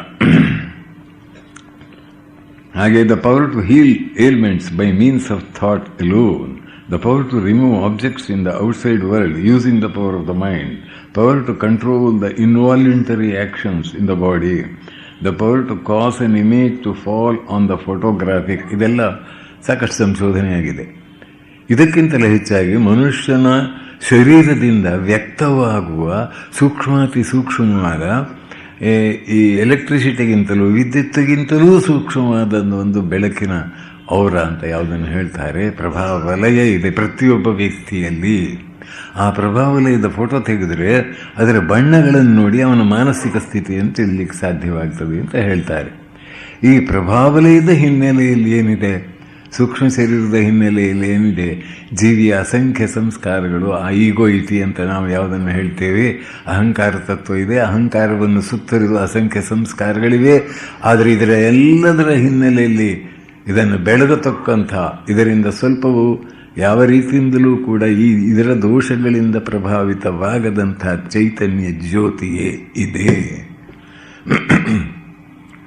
ಇದನ್ನು ತಿಳಿದುಕೊಂಡ್ರೆ ಮಾತ್ರ ಮನುಷ್ಯ ಸಾವಿಲ್ಲದ, ನೋವಿಲ್ಲದ ಸತ್ವ ತನ್ನ ಅಂತರ್ಯದ ಆಳದಲ್ಲಿದೆ, ದಿವ್ಯ ಜ್ಯೋತಿ ಇದೆ ಅಂತ ಯಾರಾದರೂ ಸರಿಯಾಗಿ ತಿಳಿದುಕೊಂಡರೆ ಆ ಜ್ಯೋತಿಯನ್ನು ಅನುಭವಿಸಲು ಸಾಧ್ಯ, ನಮ್ಮ ನೈಜ ಸ್ವರೂಪವನ್ನು ತಿಳಿಯಲು ಸಾಧ್ಯ ಅಂತ ವ್ಯಕ್ತಿಗೆ ಗೊತ್ತಾದರೆ ಆತನ ಜೀವನ ಆಧ್ಯಾತ್ಮಿಕ ಪಥದಲ್ಲಿ ಮುನ್ನಡೆಯಲಿಕ್ಕೆ ಸಾಧ್ಯತೆ ಇದೆ. ಇದು ಮನುಷ್ಯನ ಮನಸ್ಸಿನ ಬಗ್ಗೆ ಇಷ್ಟು ವಿಚಾರ ಹೇಳಿ ಇವತ್ತಿಗೆ ಆ ವಿಷಯವನ್ನು ಪರಿಸಮಾಪ್ತಿಗೊಳಿಸ್ತೇನೆ. ಇದರಿಂದ ಏನು ತಿಳಿಬಹುದಂದರೆ, ಮನುಷ್ಯ ಜನ್ಮ ಅತ್ಯಂತ ಶ್ರೇಷ್ಠವಾದದ್ದು ಮಾತ್ರವಲ್ಲ, ಅಪೂರ್ವವಾದ ಅವಕಾಶ. ಆ ಅವಕಾಶವನ್ನು ಉಪಯೋಗಿಸಿಕೊಳ್ಳಲಿಕ್ಕೆ ಪ್ರತಿಯೊಬ್ಬನೂ ಪ್ರಾಮಾಣಿಕ ಪ್ರಯತ್ನ ಮಾಡಬೇಕು. ದೇವರು ಕೊಟ್ಟ ಅವಕಾಶ. ಪ್ರತಿ ಜೀವಿಗೂ ಅವನು ಎಲ್ಲಿದ್ದಾನೋ ಈಗ ಸದ್ಯಕ್ಕೆ ಅಲ್ಲಿಂದಲೇ ಮೇಲಕ್ಕೆ ಇರಬೇಕು. ನೆಲದ ಮೇಲೆ ಬಿದ್ದಾಗ ನೆಲವನ್ನೇ ಆಧರಿಸಿ ಮೇಲಕ್ಕೆದ್ದಂತೆ ದೇವರು ನಮ್ಮನ್ನು ಎಲ್ಲಿ ಇಟ್ಟಿದಾನೋ ಯತಃ ಪ್ರವೃತ್ತಿರಭೂತಾನಾಂ ಏನ ಸರ್ವಮಿದಂ ತತಂ ವ್ಯಾಪ್ತಂ ಸ್ವಕರ್ಮಣ ತಮಭ್ಯರ್ಚ ಸಿದ್ಧಿಂ ವಿಂದತಿ ಮಾನವ ಅಂತ ಪರಮಾದ್ಭುತವಾದ ಒಂದು ಶ್ಲೋಕ ಭಗವದ್ಗೀತೆ 18ನೇ ಅಧ್ಯಾಯದಲ್ಲಿ ಬರ್ತದೆ. ಎಲ್ಲೆಲ್ಲೂ ಸರ್ವವ್ಯಾಪಿಯಾಗಿ ಭಗವಂತ ಇದ್ದಾನೆ, ನಮ್ಮನ್ನು ಎಲ್ಲೋ ತಂದು ನಿಲ್ಲಿಸಿದ್ದಾನೆ. ನಿನಗೆ ಈ ಲೋಕದ ಸುಖ ಬೇಕಾದರೆ ಅದಕ್ಕಾಗಿ ಯತ್ನಿಸು, ಭಗವಂತನಲ್ಲಿ ಶ್ರದ್ಧೆ ಇಟ್ಟು ಸತ್ಕರ್ಮವನ್ನು ಆಚರಿಸಿ ಅದನ್ನು ಪಡೆಯಿ. ನಿನಗೆ ನನ್ನ ಹತ್ರ ನೇರವಾಗಿ ಬರಬೇಕಾದ್ರೆ ಬೇರೇನು ಕಾಶಿಗೋ ರಾಮೇಶ್ವರಕ್ಕೂ ಹೋಗಬೇಕಾಗಿಲ್ಲ. ಯಾರು ಹೋಗಬೇಕೋ ಅವರು ಹೋಗಲಿ, ಹೋಗುದು ಒಳ್ಳೆಯದು, ತಪ್ಪಲ್ಲ. ನಿಂತ ಜಾಗದಲ್ಲಿಯೇ ನಿಂತು ನನ್ನ ಸಾನ್ನಿಧ್ಯ ಸಾಧನೆ ನೀನು ಮಾಡಬಹುದು ಅನ್ನೋದು ಆ ವಾಕ್ಯ. ಆ ವಿಚಾರವಾಗಿ ನಾವು ಇವತ್ತು ಸ್ವಲ್ಪ ವಿಚಾರ ಮಾಡೋಣ. ಭಗವತ್ ಸಾನ್ನಿಧ್ಯ ಸಾಧನೆ, practice of the presence of god. ಬದುಕು ಭವ್ಯವಾಗುವುದು ಎಂದ್ರೇನರ್ಥ? ಬಂದದ್ದೆಲ್ಲ ಭಗವತ್ ಪ್ರಸಾದ ಎಂಬ ತೆರೆದ ಮನಸ್ಸಿದ್ದಾಗ, ಇದು ಭಗವಂತನು ಇದಾನೆ ಎನ್ನುವ ಭಾವನೆ ಸರಿಯಾಗಿ ಗಟ್ಟಿಯಾಗಿ ಇಲ್ದಿದ್ದವರಿಗೆ ಏನೋ ಅರ್ಥ ಆಗುವುದೇ ಇಲ್ಲ. ಏನೋ ಬೊಗಳೆ ಹೊಡಿತಾರೆ ಅಂತ ತಿಳ್ಕೊಳ್ತಾರೆ ಅಷ್ಟೆ. ಆ ಭಗವಂತನ ಅಸ್ತಿತ್ವ ಮಹಿಮೆ ಕುರಿತು ಎಷ್ಟು ಸಾಧ್ಯವೋ ಅಷ್ಟು ನಾನು ಹಿಂದಿನ ಉಪನ್ಯಾಸಗಳಲ್ಲಿ ಹೇಳಲಿಕ್ಕೆ ಪ್ರಯತ್ನ ಪಟ್ಟಿದ್ದೇನೆ. ಅದನ್ನು ಅರ್ಥ ಮಾಡಿಕೊಂಡವರಿಗೆ ಈ ಮಾತು ಆಪ್ಯಾಯಮಾನವೆನಿಸಬಹುದು. ಬದುಕು ಬಕಾರಕ್ಕೆ ಸಂಬಂಧಪಟ್ಟದ್ದು. ಬಂದದ್ದೆಲ್ಲ ಭಗವತ್ ಪ್ರಸಾದ ಎಂಬ ತೆರೆದ ಮನಸ್ಸಿದ್ದಾಗ, ದುರಿತವೇನು ಬಂದರೂ ದೇವರಿದ್ದಾನೆ ರಕ್ಷಿಸಲು ಎಂಬ ಅಭಯವಿದ್ದಾಗ, ಕಷ್ಟದಲ್ಲಿ ಸುಖದಲ್ಲಿ ನಷ್ಟ ನಾಶಗಳಲ್ಲಿ ಇಷ್ಟದಲ್ಲಿ ಅನಿಷ್ಟದಲ್ಲಿ ಶ್ರದ್ಧೆಗಿಹುದೇ ಅಸಿವ ಭೀತಿ, ಅಮಂಗಲದ ಭೀತಿ. ಬದುಕು ಕುಂತುತ್ತಲಾದರೂ ಸರಿ ಭಗವತ್ ಸಾಕ್ಷಾತ್ಕಾರ ಪಡೆದೇ ತೀರುವೆ ಎಂಬ ಕೆಚ್ಚು ಇರುವಾಗ ಬದುಕು ಭವ್ಯವಾಗುತ್ತದೆ. ಇಲ್ಲದಿದ್ರೆ ಆಗೋದಿಲ್ಲ. ಆಶಾ ಪಾಶ ಶತೈರ್ಬದ್ಧ ಕಾಮಕ್ರೋಧ ಪರಾಯಣ ಈಹಂತೆ ಕಾಮಭೋಗಾರ್ಥಂ ಅನ್ಯಾಯೇನ ಅರ್ಥ ಸಂಚಯ ಅಂತ ಭಗವಂತ ಹೇಳಿದ್ದಾನೆ. ಈ ದೇಹಾತ್ಮಬುದ್ಧಿಯಲ್ಲಿ ಇದ್ದುಕೊಂಡು ಇಹಲೋಕವೇ ಸರ್ವಸ್ವ, ಇಂದ್ರಿಯ ಭೋಗವೇ ಸರ್ವಸ್ವ, ತಿನ್ನುವುದು ಕುಣಿಯುವುದು ಕುಡಿಯುವುದು ಮಕ್ಕಳನ್ನು ಪಡೆಯುವುದು, ಸ್ವಲ್ಪ ಅಲ್ಪ ಕೀರ್ತಿಯನ್ನು ಪಡೆದುಕೊಳ್ಳುವುದು, ಈ ಜಗತ್ತಿನಿಂದ ಒಂದಿನ ಗೊಟಕ್ಕಂತ ಹೊರಟು ಹೋಗುವುದು, ಇಷ್ಟನ್ನೇ ಜೀವಿತದ ಉದ್ದೇಶವಾಗಿ ಇಟ್ಟುಕೊಂಡ ವ್ಯಕ್ತಿ ಮನುಷ್ಯನು ದೇವತ್ವದ ಕಡೆಗೆ ಹೋಗಲಿಕ್ಕೆ ಆಗೋದಿಲ್ಲ. ಭಗವತ್ ಸಾನ್ನಿಧ್ಯ ಸಾಧನೆ ಅಂತ ಹೇಳಿದೆ.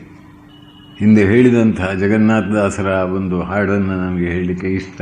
ಮಲಗಿ ಪರಮಾದರದಿ ಪಾಡಲು ಕುಳಿತು ಕೇಳುವನ್, ಕುಳಿತು ಪಾಡಲು ನಿಲುವನ್, ನಿಂತರೆ ನಲಿವನ್, ನಲಿದರೆ ಒಲಿವನ್, ಸುಲಭನೋ ಹರಿ, ತನ್ನವರ ಬಿಟ್ಟು ಅರೆಗಳಿಗೆ ನಿಲಲ್ ಅರಿಯನ್. ಇದು ಒಂದು ವಾಕ್ಯ ನೋಡಿ, ಇದು ಅನುಭಾವಿಗಳು ಹೇಳಿದ ಮಾತು. ತನ್ನವರ ಬಿಟ್ಟು ಅರೆಗಳಿಗೆ ನಿಲಲ್ ಅರಿಯನ್ ಅಂತ ಹೇಳಿದ್ದಾರೆ. ಆ ತನ್ನವರನ್ನಾಗಿ ಅವನವನನ್ನಾಗಿ ನಾವು ಮಾಡಿಕೊಳ್ಬೇಕಲ್ಲ.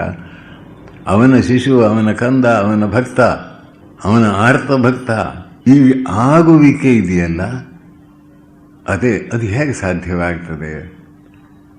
ಅಲ್ಲಿಯೇ ಶ್ರದ್ಧೆ ಬೇಕು ಅಂತ. ಪ್ರಥಮ ಆದವು ಶ್ರದ್ಧಾ.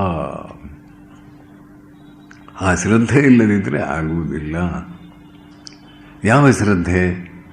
ಭಗವಂತನಿಗೆ ಅಸಾಧ್ಯವಾದದ್ದಿಲ್ಲ, ಭಗವಂತನಿಗೆ ತಿಳಿಯದದ್ದು ಯಾವುದೂ ಇಲ್ಲ. ಭಗವಂತನ ಹತ್ರ ಒಂದು ಹೆಜ್ಜೆ ನಾವು ಮುಂದಿಟ್ಟರೆ ಅವನು ಖಂಡಿತವಾಗಿ ಬರ್ತಾನೆ ಅಂತ ಅಸಂಖ್ಯ ಸಂತ ಮಹಾತ್ಮರು ಹೇಳಿದ್ದಾರೆ. ಭಗವಂತನ ನಾಮದಲ್ಲಿ ವಿಶ್ವಾಸ ಇಟ್ಟು ಅದನ್ನು ನೆಚ್ಚಿ ಅವನನ್ನು ಪಡೀಲಿಕ್ಕೆ ದೃಢ ವಿಶ್ವಾಸದಿಂದ ಮುನ್ನಡೆದರೆ ಆತನು ಖಂಡಿತವಾಗಿ ಕೃಪೆ ಮಾಡ್ತಾನೆ ಎನ್ನುವ ಈ ಶ್ರದ್ಧೆ, ಆ ಶ್ರದ್ಧೆಯ ಶಕ್ತಿಯಷ್ಟು ಶ್ರದ್ಧಾವಾನ್ ಲಭತೆ ಜ್ಞಾನಂ ತತ್ಪರ ಸಂಯತೇಂದ್ರಿಯ. ಎಲ್ಲವೂ ಶ್ರದ್ಧೆಯಿಂದ ಬರ್ತದೆ. ಜ್ಞಾನ ಬರ್ತದೆ, ಇಂದ್ರಿಯ ಸಂಯಮ ಬರುತ್ತೆ, ತತ್ಪರತೆ ಬರ್ತದೆ, ಜ್ಞಾನವೂ ಸಿಗುತ್ತದೆ ಶ್ರದ್ಧೆ ಇದ್ದರೆ. ಶ್ರದ್ಧೆ ಅಂದರೆ ಏನು? A prevision of truth, a prevision. ನಿಮ್ಮ ಮನೆಯ ಆಳದಲ್ಲಿ, ಮನೆಯ ಕೋಣೆಯ ಆಳದಲ್ಲಿ, 10 ಅಡಿ ಆಳದಲ್ಲಿ 1000 ಚಿನ್ನದ ಮೊಹರುಗಳಿರುವ ಒಂದು ಮಡಿಕೆಯೋ ಕುಡಿಕೆಯೋ ಇದೆ. ಅದು ಇದೇನು ನಿಮಗೆ ಮಾತ್ರ ಯಾರೋ ಹೇಳಿದ್ರು, ಕಣಿ ಹೇಳುವವರು. ನೀವು ಬೇರೆ ಯಾರಿಗೂ ಹೇಳಿದೆ ರಾತ್ರಿ ಹೊತ್ತು ಏಕಾಗ್ರಚಿತ್ತತೆಯಿಂದ ಹೆಚ್ಚು ಸದ್ದು ಮಾಡಿದೆ ಅದು ನಿಮಗೇ ಲಭ್ಯವಾಗಬೇಕು ಅಂತ ಪ್ರಯತ್ನ ಮಾಡಲಿಕ್ಕೆ ಶುರು ಮಾಡ್ತೀರಿ. ಬಿಡೋದಿಲ್ಲ, ಪ್ರಾಣ ಹೋದರೂ ಬಿಡೋದಿಲ್ಲ. ಸುಮಾರು 10 ಅಡಿ ಬಂದ ಮೇಲೆ ಅದು ಸ್ವಲ್ಪ ಅಲ್ಲಿ ಸದ್ದಾಗ್ತದೆ ಅಂತ ಆನಂದ ಶುರುವಾಯಿತು. ಆ ಶ್ರದ್ಧೆ ಅಂದರೆ ನೋಡಿ, ಇದು ಸಾಧ್ಯ, ಖಂಡಿತ ಸಾಧ್ಯ. ಭಗವನ್ ನಾಮದ ಬಗ್ಗೆ ಹೇಳ್ತಾರೆ ಬ್ರಹ್ಮಚೈತನ್ಯ ಮಹಾರಾಜ್. ಅದು ಒಂದು ಲೆಟರ್ ತಗೊಂಡು ಯಾರೊಬ್ಬ ದೊಡ್ಡ ಮನುಷ್ಯನ ನೋಡಬೇಕಾಗಿದೆ, ಅಲ್ಲಿ ಸುತ್ತಮುತ್ತ ಇರೋರು ಒಳಗಡೆ ಹೋಗಲಿಕ್ಕೆ ಬಿಡೋದಿಲ್ಲ. ಆದರೆ ಅವನೇ ಸಹಿ ಹಾಕಿದ ಒಂದು ಲೆಟರ್ ಇದ್ದರೆ ಅದನ್ನು ತಗೊಂಡೋಗಿ ಕೊಟ್ಟ ಕೂಡಲೇ ಸರಿ. ಹಾಗೆ ಭಗವಂತನ ನಾಮವನ್ನು ನೆಚ್ಚಿ ನಿರಂತರ ಸ್ಮರಣೆ ಮಾಡಿದ ವ್ಯಕ್ತಿಗೆ ಅವನ ದರ್ಶನ ಲಭ್ಯವಾಗ್ತದೆ ಅಂತ ಹೇಳುವುದನ್ನು ಅವರು ಆ ಉದಾಹರಣೆ ಕೊಟ್ಟು ಹೇಳಿದ್ದಾರೆ.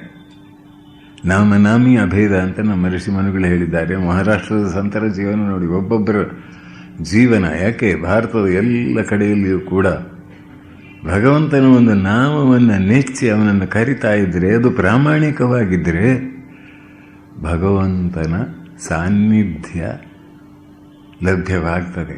30 ವರ್ಷಗಳ ಕಾಲ ಬಾಲವಿಧವೆಯಾದಂತಹ ಅಘೋರಮಣಿ ದೇವಿ ಶ್ರೀಕೃಷ್ಣನ ನಾಮವನ್ನು ಜಪ ಮಾಡಿ ಮಾಡಿ ಮಾಡಿ ಮಾಡಿ 30 ವರ್ಷದ ನಂತರ ಶ್ರೀರಾಮಕೃಷ್ಣರನ್ನು ಕಂಡು ಆಮೇಲೆ ತೀವ್ರಗತಿಯಲ್ಲಿ ಸಾಧನೆ ಮಾಡಿ ಒಂದು ದಿನ ಧ್ಯಾನ ಮಾಡಿ ಜಪವನ್ನು ಸಮರ್ಪಿಸಬೇಕು. ಆಗ ತಿರುಗಿ ನೋಡ್ತಾಳೆ, ಅಲ್ಲಿ ಶ್ರೀಕೃಷ್ಣ ಪರಮಾತ್ಮ 9 ತಿಂಗಳ ಮಗು. ನನಗೆ ಬೆಣ್ಣೆ ಕೊಡು ಅಂದ ಮಗು ಹೋ ಅಂತ ಕೂಗಿಬಿಟ್ಲಂತೆ. ಆ ಆನಂದ, ದಿವ್ಯ ಆನಂದವನ್ನ ಏನೆಂದು ಹೇಳಲಿ, ಆನಂದ ಸಂಭ್ರಮ, ಆನಂದ ಗೋಪನ ಕಂದ, ಆನಂದ ಗೋಪನ ಕಂದನ ಮಹಿಮೆಯ ಎನ್ನ ವಂಶಗಳೆಲ್ಲ ಪಾವನವಾದವು ಶ್ರೀ ಪುರಂದರ ವಿಠಲಯ್ಯ ದೊರಕಿದ ಅಂತ ಹೇಳಿ ಪುರಂದರದಾಸರು ಆನಂದದಿಂದ ಹೇಳಿದಾರಲ್ಲ. ಇದು ಕಲ್ಪನೆಯ ಕಥೆಯ, ಅಥವಾ ಆ ಕಾಲಕ್ಕೆ ಸೀಮಿತವಾದದ್ದೇ, ಅಥವಾ ಮಹಾತ್ಮರಿಗೆ ಮಾತ್ರ ಲಭ್ಯವಾದದ್ದೇ? ಶ್ರೀ ಸಾಮಾನ್ಯರಿಗೂ ಸಾಧ್ಯ. ಯಾಕೆ? ಅಂತರದ ಆಳದಲ್ಲಿ ಆತನೇ ಇರೋದು. ಆತನು ಸದಾ ಸಿದ್ಧನಿದ್ದಾನೆ ನಿಮ್ಮ ಕರೆಗೆ ಹೋಗೊಡ್ಲಿಕ್ಕೆ. ಇದು 50% ಅಲ್ಲ. 50% ಅಂದರೆ ಎಲ್ಲೋ ಯಾವುದೋ ಒಂದು ದೇಶದಲ್ಲಿ ರಾಣಿಗೆ ಮದುವೆ ಆಗ್ತದೆ ಅಂತ ಹೇಳಿದಾಗ, ಮದುವೆ ಮಾಡಬೇಕಂತಿರುವಾಗ ಒಬ್ಬ ಹಳ್ಳಿಯವನು ಒಂದು ಅಪ್ಲಿಕೇಶನ್ ಹಾಕಿದಂತೆ, ನನಗೂ ನಿನ್ನ ಕೈ ಹಿಡಿಬೇಕಂತ ಆಸೆ ಇದೆ ಅಂತ. ಅಪ್ಲಿಕೇಶನ್ ಹೋಯ್ತು, ಉತ್ತರ ಏನೂ ಬರಲಿಲ್ಲ. ಯಾರೋ ಕೇಳಿದ್ರಂತೆ, ಅಪ್ಲಿಕೇಶನ್ ಅಪ್ಲೈ ಮಾಡಿದ್ದೀರಲ್ಲ, ರಿಪ್ಲೈ ಏನಾದರೂ ಬಂತ ಅಂತ. ಮತ್ತೇನಾದರೂ ಹೋಪ್ ಇದೆಯಾ ಅಂತ. ಹೋಪ್ ಇದೆ. ಎಷ್ಟು? 50%. ಹೇಗೆ? ನನ್ನ ಕಡೆಯಿಂದ ನಾನು ಒಪ್ಪಿದ್ದೇನೆ ಅಂತ ಹೇಳಿದ. ಆ ಕಡೆಯಿಂದ ಒಪ್ಪೋದು ಬಿಡೋದು ನನಗೆ ಗೊತ್ತಿಲ್ಲ, ನಮ್ಮ ಕಡೆಯಿಂದ ನಾವು ಒಪ್ಪಿದ್ದೇವೆ, ಅದರಿಂದ ಆಗಬೇಕಿಲ್ವೇ? ಇದು ಹಾಗಲ್ಲ. ನಿಮ್ಮ ಕಡೆಯಿಂದ ನೀವು ಅವನನ್ನು ಕರೆಯೋದು, ಅವನು ಸುಮ್ಮನೆ ಇರೋದು. ಅದು ಖಂಡಿತ ಅಲ್ಲ. ಸುಮ್ಮನೆ ಇದ್ದಂತೆ ಕಾಣಿಸುತ್ತದೆ, ಸುಮ್ಮನೆ ಇದ್ದಂತೆ ಕಾಣಿಸ್ತದೆ. ಅದಕ್ಕೆ ಕಾರಣ ಸಂಚಿತ ಕರ್ಮಗಳು. ಕ್ಯಾರಿಯರ್ನಲ್ಲಿ, ಸೈಕಲ್ ಕ್ಯಾರಿಯರ್ ಮೇಲೆ ನೀವು ಕೂತ್ಕೊಂಡು ಇದು ಕ್ಯಾರಿಯರ್ನಲ್ಲಿ ದೊಡ್ಡ ಭಾರವಾದ ವಸ್ತು ಇದ್ದರೆ ಸೈಕಲ್ ಬೀಳಲಿಕ್ಕೆ ಪ್ರಯತ್ನ ಮಾಡಿದಾಗ ಸೈಕಲ್ನ ಎದುರಿನ ಚಕ್ರ ಮೇಲಕ್ಕೆ ಹೋಗಿ ಇವನು ಹಿಂದಕ್ಕೆ ಹೀಗೆ ಬಿದ್ದು ಬಿಡುವ ಸಂಭವ ಇದೆ. ಆದರೆ ಸೈಕಲ್ ಯಂತ್ರದ ಹಾಗೆ ಅಲ್ಲ. ಎಲ್ಲಿ ಪ್ರಾಮಾಣಿಕತೆ ಇದೆಯೋ, ಎಲ್ಲಿ ನಿಷ್ಠೆ ಇದೆಯೋ, ಎಲ್ಲಿ ಆ ಭರವಸೆ ಶ್ರದ್ಧೆ ಇದೆಯೋ, ಅಲ್ಲಿ ಅದ್ಭುತವಾದ ಬದಲಾವಣೆ ಸಾಧ್ಯ. ಅಲ್ಲಿ ಅದ್ಭುತವಾದ ಬದಲಾವಣೆ ಸಾಧ್ಯ. ಇದನ್ನು ಹೇಗೆ ಮಾಡುವುದಂತ ಭಗವಂತನೇ ತಿಳಿಸಿಕೊಟ್ಟಿದ್ದಾನೆ. ಸುಲಭತನ. ಯಾಕೆ ಅಷ್ಟು ಸುಲಭನಾದರೂ ನಮಗೆ ಅವನನ್ನು ಕರೀಲಿಕ್ಕೆ ಸಾಧ್ಯವಾಗ್ತಾ ಇಲ್ಲ ಅಂದರೆ ಸಂಸ್ಕಾರಗಳು. ಕರ್ಮಾನುಬಂಧೀನಿ ಮನುಷ್ಯ ಲೋಕೆ, ಕರ್ಮದಿಂದ ಬಂಧಿತನಾಗಿದ್ದಾನೆ. ಆದರೆ ಹೆದರೋದು ಬೇಡ. ಮತ್ಕರ್ಮ ಕೃನ್ ಮತ್ಪರಮಃ ಮದ್ಭಕ್ತ ಸಂಗವರ್ಜಿತ ನಿರ್ವೈರ ಸರ್ವಭೂತೇಷು ಯಃ ಸ ಮಾಮೇತಿ ಪಾಂಡವ. ನನಗಾಗಿ ಕೆಲಸ ಮಾಡು, ನನ್ನ ಕೆಲಸವನ್ನು ಮಾಡು. ಕೆಲಸ ಮಾಡದೇ ಇರಲಿಕ್ಕಾಗೋದಿಲ್ಲ. ಯಾವ ಕೆಲಸವಾದರೂ ಆಗತ್ತೆ. ಅದು ಕೃಷಿ ಕಾರ್ಯವಾಗಬಹುದು, ಶೌಚಾಲಯವನ್ನು ಶುಚಿಗೊಳಿಸುವ ಕೆಲಸವೂ ಆಗಬಹುದು, ದೇವಸ್ಥಾನದ ಪ್ರಾಂಗಣವನ್ನು ಗುಡಿಸುವ ಕೆಲಸವಾಗಬಹುದು, ಮಗುವನ್ನು ಸರಿಯಾದ ರೀತಿಯಲ್ಲಿ ನೋಡಿಕೊಳ್ಳತಕ್ಕಂತಹ ತಾಯಿಯ ಕರ್ತವ್ಯವೂ ಆಗಬಹುದು. ಸರ್ವಾಣಿ ಕರ್ಮಾಣಿ ಮೈ ಸನ್ಯಸ್ಯ, ನನ್ನಲ್ಲಿ ಅರ್ಪಿಸಿ. ಮತ್ಪರಃ, ನನ್ನನ್ನೇ ಪಡೆಯಬೇಕೆನ್ನುವ ಆಸೆ ಇಟ್ಟುಕೊಂಡು ನಾನೇ ಬೇಕು, ನನಗೆ ದೇವರೇ ಬೇಕು. ಯಾವ ಕೆಲಸವೂ ಮಾಡ್ತೇನೆ ನಾನು. ನನಗೆ ಮಾಡುವ ಕೆಲಸ ಅದು ಅವನ ಇಚ್ಛೆ. ಅವನು ಇಲ್ಲಿ ನಿಲ್ಲಿಸಿದ್ದಾನೆ. ಇದಕ್ಕೆ ಸಂಬಂಧಪಟ್ಟ ಕೆಲಸಗಳನ್ನು ನಾನು ಮಾಡಬೇಕಾಗಿದೆ, ಮಾಡ್ತೇನೆ. ಹೇ ಭಗವಂತ, ಇದನ್ನು ನಾನು ಮಾಡ್ತೇನೆ, ಆದರೆ ನನಗೆ ನೀನೇ ಬೇಕೋ, ನಿನ್ನ ದಿವ್ಯಮಂಗಲ ವಿಗ್ರಹ ದರ್ಶನ ಆಗಬೇಕೋ, ನಿನ್ನ ಕೃಪಾಕಿರಣ ನನ್ನ ಮೇಲೆ ಬೀರಬೇಕೋ, ನನಗೆ ಬೇರೇನೂ ಬೇಡ. ಈ ಭಾವ ಮತ್ ಕರ್ಮ ಕೃತ್, ಬೇರೇನು ಉದ್ದೇಶ ಇಲ್ಲ. ಚತುರ್ವಿಧ ಭಜಂತೆ ಮಾಂ ಜನ ಸುಕೃತಿನೋರ್ಜುನ ಅಂತ ಇದೆ ಭಗವದ್ಗೀತೆಯಲ್ಲಿ. ಬೇರೆ ಬೇರೆ ಆಸೆ ಆಕಾಂಕ್ಷೆಗಳಿಂದಲೂ ದೇವರನ್ನು ಅಪ್ರೋಚ್ ಮಾಡ್ತಾರೆ ಕೆಲವರು, ದೇವರನ್ನು ಸಮೀಪಿಸ್ತಾರೆ. ಅದು ತಪ್ಪಂತ ಹೇಳಲಿಕ್ಕೆ ಆಗೋದಿಲ್ಲ. ಅದರ ಮೂಲಕವಾಗಿ, ಯಾಕಂದರೆ ಜನ ಸುಕೃತಿನೋರ್ಜುನ ಅಂತ ಇದೆ. ದೇವರಲ್ಲಿ ಶ್ರದ್ಧಾಭಕ್ತಿ ಹೆಚ್ಚಿನ ಜನರಿಗೆ ಬರುವುದಿಲ್ಲ. ಮೊನ್ನೆ ಒಂದು ಮಾತಾಡ್ತಾ ಹೇಳಿದೆ ನಾನು, ಪರಮಹಂಸರು ನರೇಂದ್ರನಾಥರನ್ನು ಕರೆದು ಹೇಳಿದಂತೆ 20 ಲಕ್ಷ ಜನರಲ್ಲಿ 3 ಜನರಿಗೆ ನಿಜವಾದ ಸರಿಯಾದ ಶ್ರದ್ಧಾಭಕ್ತಿ ಬರುವುದಿಲ್ಲ, ಇಲ್ಲ ಅಂತ ಹೇಳಿದ್ರಂತೆ. ಅಯ್ಯೋಯ್ಯೋ ಯಾಕೆ ಅಂತ ಕೇಳಿದಾಗ, ಶ್ರದ್ಧಾಭಕ್ತಿ ಬಂದರೆ ಸುಮ್ಮನೆ ಕೂತ್ಕೊಳ್ತಾರ ಅಂತ ಹೇಳಿದ್ರಂತೆ. ಎಷ್ಟು ಜನ ಅದಕ್ಕಾಗಿ ಪೂರ್ಣ ಮನಸ್ಸಿನಿಂದ ಕೆಲಸ ಮಾಡ್ತಾರೆ. ಏನೋ ಇದೆ, ಆ ಸರ್ವಶಕ್ತನು ಎಲ್ಲೋ ಇದ್ದಾನೆ, ದೇವಸ್ಥಾನದಲ್ಲಿ ಮಾತ್ರ ಇದ್ದಾನೆ. ಪೂಜೆ ಮಾಡುವಾಗ ಸ್ವಲ್ಪ ಪೂಜೆ ಸ್ವೀಕರಿಸಿ ನಾವು ಅವನ ಪೆಟ್ಟಿಗೆಯಲ್ಲಿ ಮುಚ್ಚಿಟ್ಟಾಗ ಅಲ್ಲೇ ಬಿದ್ದಿರ್ತಾನೆ, ಇಷ್ಟೇ. ಅಥವಾ ಕಷ್ಟ ಬಂದಾಗ ಏನಾದರೂ ಅವನ ಹತ್ರ ಹೋಗಿ ಕೇಳಿದಾಗ ಸ್ವಲ್ಪ ಏನಾದರೂ ಮಾಡ್ಬೋದು, ಕನ್ಸಿಡರೇಷನ್ ಮಾಡ್ಬೋದು, ಇಷ್ಟೇ. ಏನೋ ಒಂದು ಲಿಮಿಟೆಡ್ ನಮ್ಮ ಅರಿವು ಭಗವಂತನ ಬಗ್ಗೆ. ಪ್ರತಿಯೊಂದನ್ನು ನೋಡ್ತಾ ಇದ್ದಾನೆ, ಎಲ್ಲವನ್ನೂ ನೋಡ್ತಕ್ಕಂಥವನು, ಸರ್ವಜ್ಞ ಸರ್ವವಿತು, ಈ ಭಾವನೆ. ಮತ್ತು ಆ ಸಂಬಂಧವನ್ನು ಬೆಳೆಸ್ಕೊಂಡವನನ್ನು ಕಾಣಬೇಕೆನ್ನುವ ಭಾವನೆ, ಅದು ಬರಬೇಕಾದ್ರೆ ಚಿತ್ತ ಸ್ವಲ್ಪ ಶುದ್ಧವಾಗಬೇಕು. ಚಿತ್ತ ಶುದ್ಧವಾಗದೇ ಇದ್ದರೆ ದೇವರು ಇದ್ದಾನೆ ಅಂತೇ ಗೊತ್ತಾಗೋದಿಲ್ಲ ಅಂತ ಪರಮಹಂಸರು ಹೇಳ್ತಾರೆ. ಇದ್ದಾನೆ ಅಂತ ಗೊತ್ತಾಗ ಪ್ರಕೃತಿ, this is nature, what is it is accidentally created by some force ಅಂತ ನೀವು ಏನು ಮಾಡ್ತೀರಿ. ಅದರಿಂದ ಇಲ್ಲಿ ಅರಿವು, ಆ ಅರಿವು ಅದು ಸಂತರ ಜೀವನವನ್ನು ಅಧ್ಯಯನ ಮಾಡಬೇಕು, ಶಾಸ್ತ್ರದ ಸಾರವನ್ನು ಹೀರಿರಬೇಕು, ವಿಚಾರ ಬುದ್ಧಿಯನ್ನು ಉಪಯೋಗಿಸಿ ನಾವೇ ಸ್ವತಂತ್ರವಾಗಿ ವಿಚಾರ ಮಾಡಿ ಇದರ ಸತ್ಯತೆಯನ್ನು ಮನಗಾಣಬೇಕು. ಆಗ ದೃಢತೆ ಬರುತ್ತದೆ. ಆವಾಗ ಭಗವಂತನ ಹೇಳಿದ ವಾಣಿಯ ಅರ್ಥ ಆಗ್ತದೆ. ಭಗವಂತ ಏನು ಹೇಳ್ತಾನೆ, ನೀವು ಸದ್ಯ ಪ್ರಾರ್ಥನೆ ಮಾಡಿದರೆ, ನಾನು ಅರ್ಜುನನಿಗೆ ಹೇಳಿದ್ದೆ ನೋಡು 5000 ವರ್ಷಗಳ ಹಿಂದೆ, ಅದನ್ನು ಈಗ ಓದು, ಅರ್ಥ ಮಾಡಲಿಕ್ಕೆ ಪ್ರಯತ್ನ ಮಾಡ್ಕೋ. ನಿನ್ನ ಮನಸ್ಸು ಅಲ್ಲಿ ಹೇಳಿದಂತೆ ನೀನು ಮಾಡಿದ ಮೇಲೆ, ನಿನ್ನ ಮನಸ್ಸು ಶುದ್ಧವಾದ ಮೇಲೆ ನಾನೇ ನಿನ್ನ ಹೃದಯದಲ್ಲಿದ್ದೇನೆ, ಮಾತಾಡ್ತೇನೆ. ಆದರೆ ನಾವು ಕೇಳೋದಿಲ್ಲ, ಅದು ಹೇಳ್ತೀವಿ. ಅದರಿಂದ ಮತ್ ಕರ್ಮ ಕೃತು ಮತ್ ಪರಮಃ ಮದ್ ಭಕ್ತ ಪ್ರೀತಿ. ಆ ಭಗವಂತ ಪ್ರೀತಿ ಮಾಡಿದ ಕಾಣಿಸೋದಿಲ್ಲ ಅಲ್ಲ ಅಂತ ಎಲ್ಲರಿಗೂ ಓದೋನು. ಕಣ್ಣಿಗೆ ಕಾಣಿಸ್ದೇ ಇದ್ದು ಕಂಡವರನ್ನು ಮಾತ್ರ ಪ್ರೀತಿ ಮಾಡುವುದೇ, ಕಾಣಿಸದೇ ಇದ್ದರೂ ಪ್ರೀತಿ ಮಾಡಲಿಕ್ಕೆ ಸಾಧ್ಯವಾಗ್ತದೆ. ಎಷ್ಟು ಭಕ್ತರಿಗೆ ಆತ ಕೃಪೆ ಮಾಡಿದ್ದನ್ನು ಓದಿದಾಗ ನೋಡಿದಾಗ ನಿಮಗೆ ಅದರಲ್ಲಿ ಓದುವ ಪ್ರೇರಣೆ ಬಂದಿದೆ ಅಂದರೆ ಫಸ್ಟ್ ಸ್ಟೆಪ್ಪಿನಲ್ಲಿದ್ದೀರಿ. ಸಜ್ಜನರ ಸಹವಾಸ ಲಭ್ಯವಾಗ್ತಾ ಇದೆ, ಸದ್ಗ್ರಂಥಗಳ ಅಧ್ಯಯನ ಸಾಧ್ಯವಾಗ್ತಾ ಇದೆ ಅಂದರೆ ಏನರ್ಥ? ಕೃಪೆ ಮಾಡ್ತಾ ಇದ್ದಾನೆ, ತನ್ನ ಕಡೆ ಕರೀಲಿಕ್ಕೆ ಪ್ರಯತ್ನ ಮಾಡ್ತಾ ಇದ್ದಾನೆ. ಆ ಶ್ರದ್ಧೆ ದೃಢವಾದಾಗ ಸ್ವಲ್ಪ ಪರೀಕ್ಷೆಯೂ ಮಾಡ್ತಾನೆ, 2 ಏಟು ಕೊಟ್ಟು ನೋಡ್ತಾನೆ ಹೇಗಿದೆ ಅಂತ. ಅದಿರಲಿ, ಆ ಪರೀಕ್ಷೆಯಲ್ಲಿ ಪಾಸ್ ಮಾಡಲಿಕ್ಕೂ ಅವನನ್ನೇ ಕೇಳಿಕೊಂಡ್ರೆ ಆಯಿತು. ಗ್ರೇಸ್ ಮಾರ್ಕ್ ಹಾಕು ಅಂತ ಕೇಳಬಹುದು, ಅದು ಸಾಧ್ಯ. ಹೀಗೆ ಆ ಶ್ರದ್ಧೆ ಬರಬೇಕು, ಮತ್ಪರಮನಾಗಬೇಕು, ಆ ಪ್ರೀತಿ ಬರಬೇಕು. ಅದನ್ನು ಹೇಗೆ ಪಡೆಯುವುದು ಎನ್ನುವುದನ್ನು ಹೇಳ್ತಾನೆ. ನಿರ್ವೈರ ಸರ್ವಭೂತೇಶು, ದ್ವೇಷ ಮಾಡಲಿಕ್ಕೆ ಹೋಗಬೇಡ, ಈ ಜಗತ್ತಿನ ಬಗ್ಗೆ ತಲೆ ಕೆಡಿಸ್ಕೊಳ್ಳೋದು ಬೇಡ. ಮತ್ಕರ್ಮಕೃನ್ ಮತ್ಪರಮಃ ಮದ್ಭಕ್ತ ಸಂಘವರ್ಜಿತ. ಆಸೆ ಆಸಕ್ತಿಗಳು ಈ ಪ್ರಪಂಚದ್ದು, ಅದರಲ್ಲಿ ಪ್ರಬಲವಾಗಿದ್ದರೆ ಅದು ನೀನು ತಿರುಗಿ ದೇಹಾತ್ಮ ಬುದ್ಧಿಗೆ ಹೋಗೋದಿಲ್ಲ, ತಿರುಗಿ ಬರಬೇಕಾಗತ್ತೆ. ಆದರೆ ನಿನಗೆ ಆಸೆಗಳಿದ್ದರೆ ಅದಕ್ಕೋಸ್ಕರ ಪ್ರಾರ್ಥನೆ ಮಾಡುವುದು ತಪ್ಪಲ್ಲ, ಬೇಕಾದರೆ ಮಾಡ್ಕೋ. ಆದರೆ ಸತ್ಕರ್ಮ ಮಾಡು, ಸರಿಯಾದ ರೀತಿಯಲ್ಲಿ. ಲೆಜಿಟಿಮೇಟ್ ಪ್ಲೆಷರ್ಸ್ ಅಂತ ಹೇಳ್ತಾರಲ್ಲ, ಧರ್ಮ ವಿರುದ್ಧೋ ಭೂತೇಶು ಕಾಮೋಸ್ಮಿ ಭರತರ್ಷಭ. ಧರ್ಮಕ್ಕೆ ವಿರೋಧವಲ್ಲದ ಕಾಮವೂ ಕೂಡ ನನ್ನ ಶಕ್ತಿಯೇ. ಅದರಿಂದ ಅಲ್ಲಿ ತಪ್ಪಿಲ್ಲ. ಆದರೆ ನಿನಗೆ ನಾನೇ ಬೇಕಾದರೆ ಪೂರ್ಣ ಪ್ರೀತಿ ನನಗೆ ಕೊಡಬೇಕು. ಒಂದು ಸ್ವಲ್ಪ ಪ್ರೀತಿ ಆ ಕಡೆ, ಒಂದು ಸ್ವಲ್ಪ ಪ್ರೀತಿ ಈ ಕಡೆ, ಒಂದು ಸ್ವಲ್ಪ ಅಲ್ಲಿ. ನನ್ನ ಸ್ವಾರ್ಥವು ಸಾಧನೆ ಆಗಬೇಕು, ನೀನು ಸಿಗಬೇಕು. ಇದಾಗುವುದಿಲ್ಲ. ಅದನ್ನು ಉಳಿದದ್ದೆಲ್ಲ ಬಿಟ್ಟು ನನ್ನ ಕಡೆಗೆ ಬಾ. ಇದು ಬರಲಿಕ್ಕೆ ನೀನು ಸನ್ಯಾಸಿ ಆಗಬೇಕಾಗಿಲ್ಲ. ಸಂಸಾರದಲ್ಲಿದ್ದು ನಾನಾ ರೀತಿಯ ಕಷ್ಟಗಳನ್ನು ಅನುಭವಿಸ್ತಾ, ಹೇ ಭಗವಂತ ಸಾಕು, ಇದು ನೋಡಿದರೆ ಇದರಲ್ಲಿ ಏನಿಲ್ಲ, ಈಗ ನೀನೇ ಬೇಕು ಅಂತ ನನ್ನ ಮನಸ್ಸು ಆಗ್ತದೆ ಅಂತ ಹೇಳಿದರೆ ಅಲ್ಲಿಯೂ ಅವನಿಗೆ ಬಾಗಿಲು ತೆರೀತಾನೆ. ಸುಲಭನೋ ಹರಿ ತನ್ನವರ ಬಿಟ್ಟು ಅರೆಗಳಿಗೆ ನಿಲ್ಲಲ್ಲರಿಯನ್. ಇಂಥವರನ್ನ ಒಲಿಸಿಕೊಳ್ಳಿಕ್ಕೆ ಸಾಧ್ಯವಿಲ್ಲದೆ ಮನುಷ್ಯರು ಸಾಯ್ತಾ ಇದ್ದಾರಲ್ಲ, ಕಷ್ಟಪಡ್ತಾ ಇದ್ದಾರಲ್ಲ ಅಂತ ಅಲ್ಲಿ ಜಗನ್ನಾಥದಾಸರ ಒಂದು ವಾಣಿ ಅದು. ಮದ್ಭಕ್ತ ಸಂಘವರ್ಜಿತ, ಅಟ್ಯಾಚ್ಮೆಂಟ್ ಟು ದ ವರ್ಲ್ಡ್, ಅದು ಪರಾಂಚಿ ಖಾನಿ ವ್ಯತೃಣತ್ ಸ್ವಯಂಭೂ ತಸ್ಮಾತ್ ಪರಾನ್ ಪಶ್ಯತಿ ನಾಂತರಾತ್ಮನ್. ಅಂತರ್ಮುಖಿ ಆಗ್ಲಿಕ್ಕೆ ಬಿಡೋದಿಲ್ಲ ಸಂಸ್ಕಾರಗಳು. ಹುಟ್ಟಿದ ಕೂಡಲೇ 20 ಗಂಟೆ ಕಾಲ ನಿದ್ರೆ ಮಾಡ್ತದಂತೆ ಮಗು, 3-4 ತಿಂಗಳು ಏನೋ ಎಷ್ಟೋ. ಆಮೇಲೆ ಮೆಲ್ಲದಕ್ಕೆ ನೀವು ಕರಿತೀರಿ, ಬಿಡುದಿಲ್ಲ, ಸುಮ್ಮನೆ ಮಲ್ಕೊಳ್ಳಿಕ್ಕೆ ಬಿಡುದಿಲ್ಲ. ಇಲ್ವಾ ಮಗು, ರಿಂಕಿ ಟಿಂಕಿ ಪಿಂಕಿ ಅಂತ ಅದಕ್ಕೆ ಹೆಸರಿಟ್ಟು ನಾನಾ ರೀತಿಯಲ್ಲಿ ಅದನ್ನು ಕರೆದು ಅದನ್ನು ಬಹಿರ್ಮುಖವಾಗಿ ಮಾಡಿವಿ.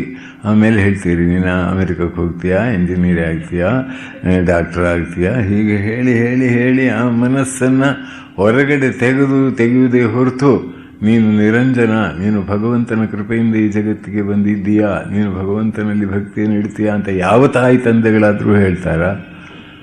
ಹೇಳಿಯಾರ? ಎಲ್ಲಾದರೂ ಹೋಗಿ ಅವನ ಆಶ್ರಮ ಸೇರಿ ಬಿಡ್ತಾನಂತ ಹೆದರಿಕೆ ಅವರಿಗೆ ಸೇರಬೇಕಾಗಿಲ್ಲ ಹೇಳ್ತಾರ?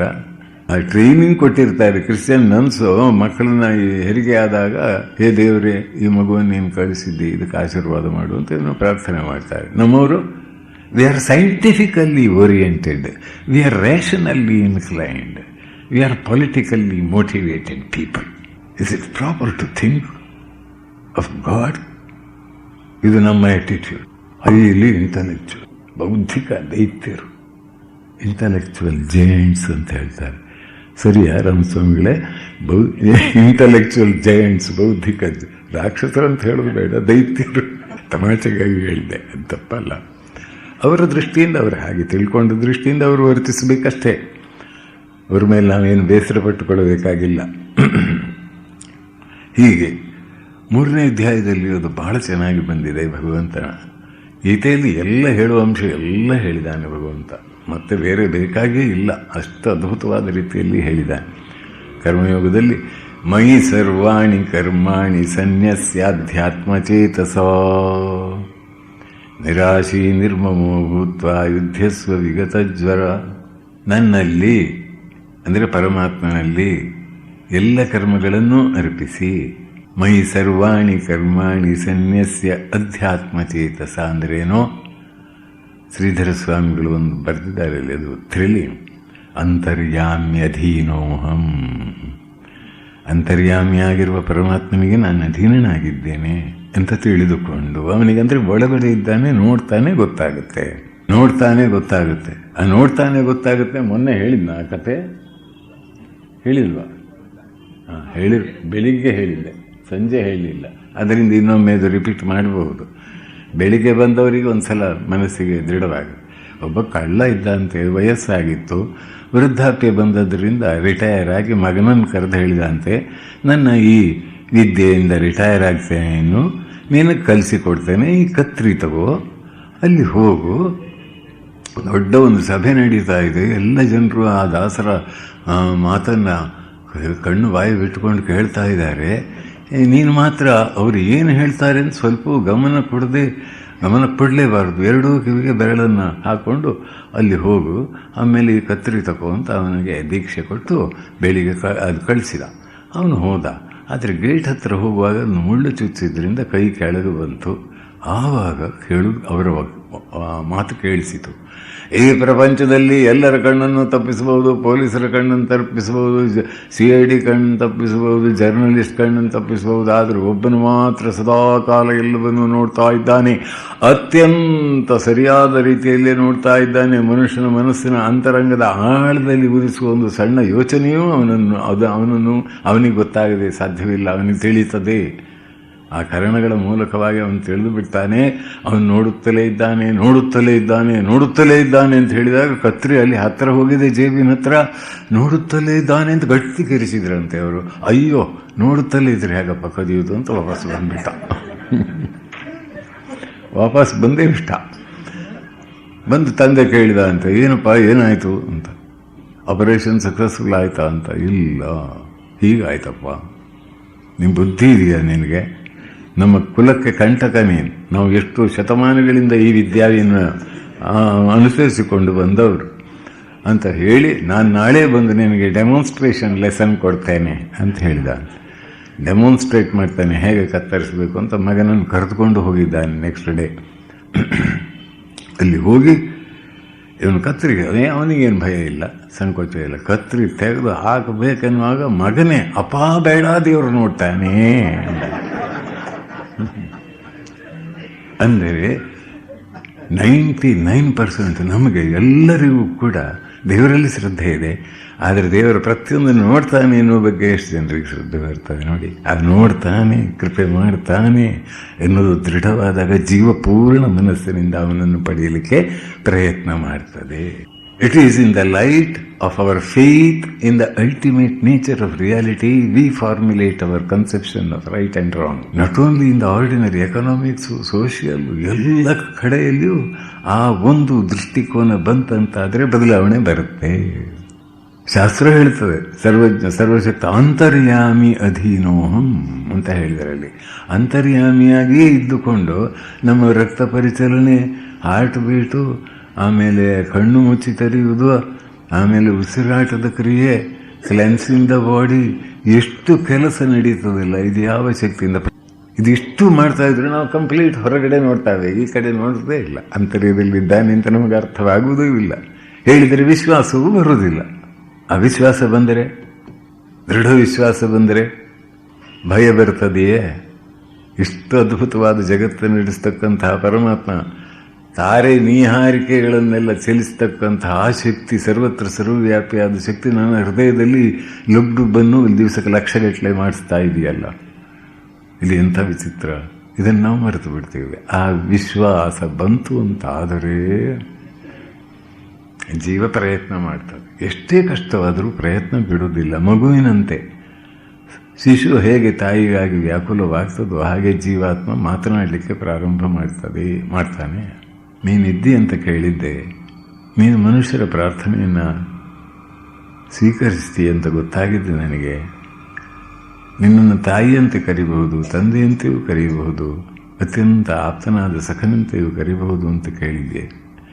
ನೀನು ಅಲ್ಲಿ ಶ್ರೀಕೃಷ್ಣನಿಗೆ 5,000 ಅರ್ಜುನನಿಗೆ 5,000 ವರ್ಷಗಳ ಹಿಂದೆ ನಮ್ಮನ್ನೆಲ್ಲ ಉದ್ದೇಶಿಸಿ ಅವನ ಮೂಲಕ ನನಗೆ ದಿವ್ಯ ಸಂದೇಶ ಕೊಟ್ಟಿದ್ದೆ. ಮಯ್ಯೇವ ಮನಾಧತ್ಸ್ವ ಮೈ ಬುದ್ಧಿ ನಿವೇಶಯ ನಿವಸಿಷ್ಯಸಿ ಮಯ್ಯೇವ ಅಥ ಊರ್ಧ್ವಂ ನ ಸಂಶಯ ಅಂತ ಹೇಳಿದ್ದಿ.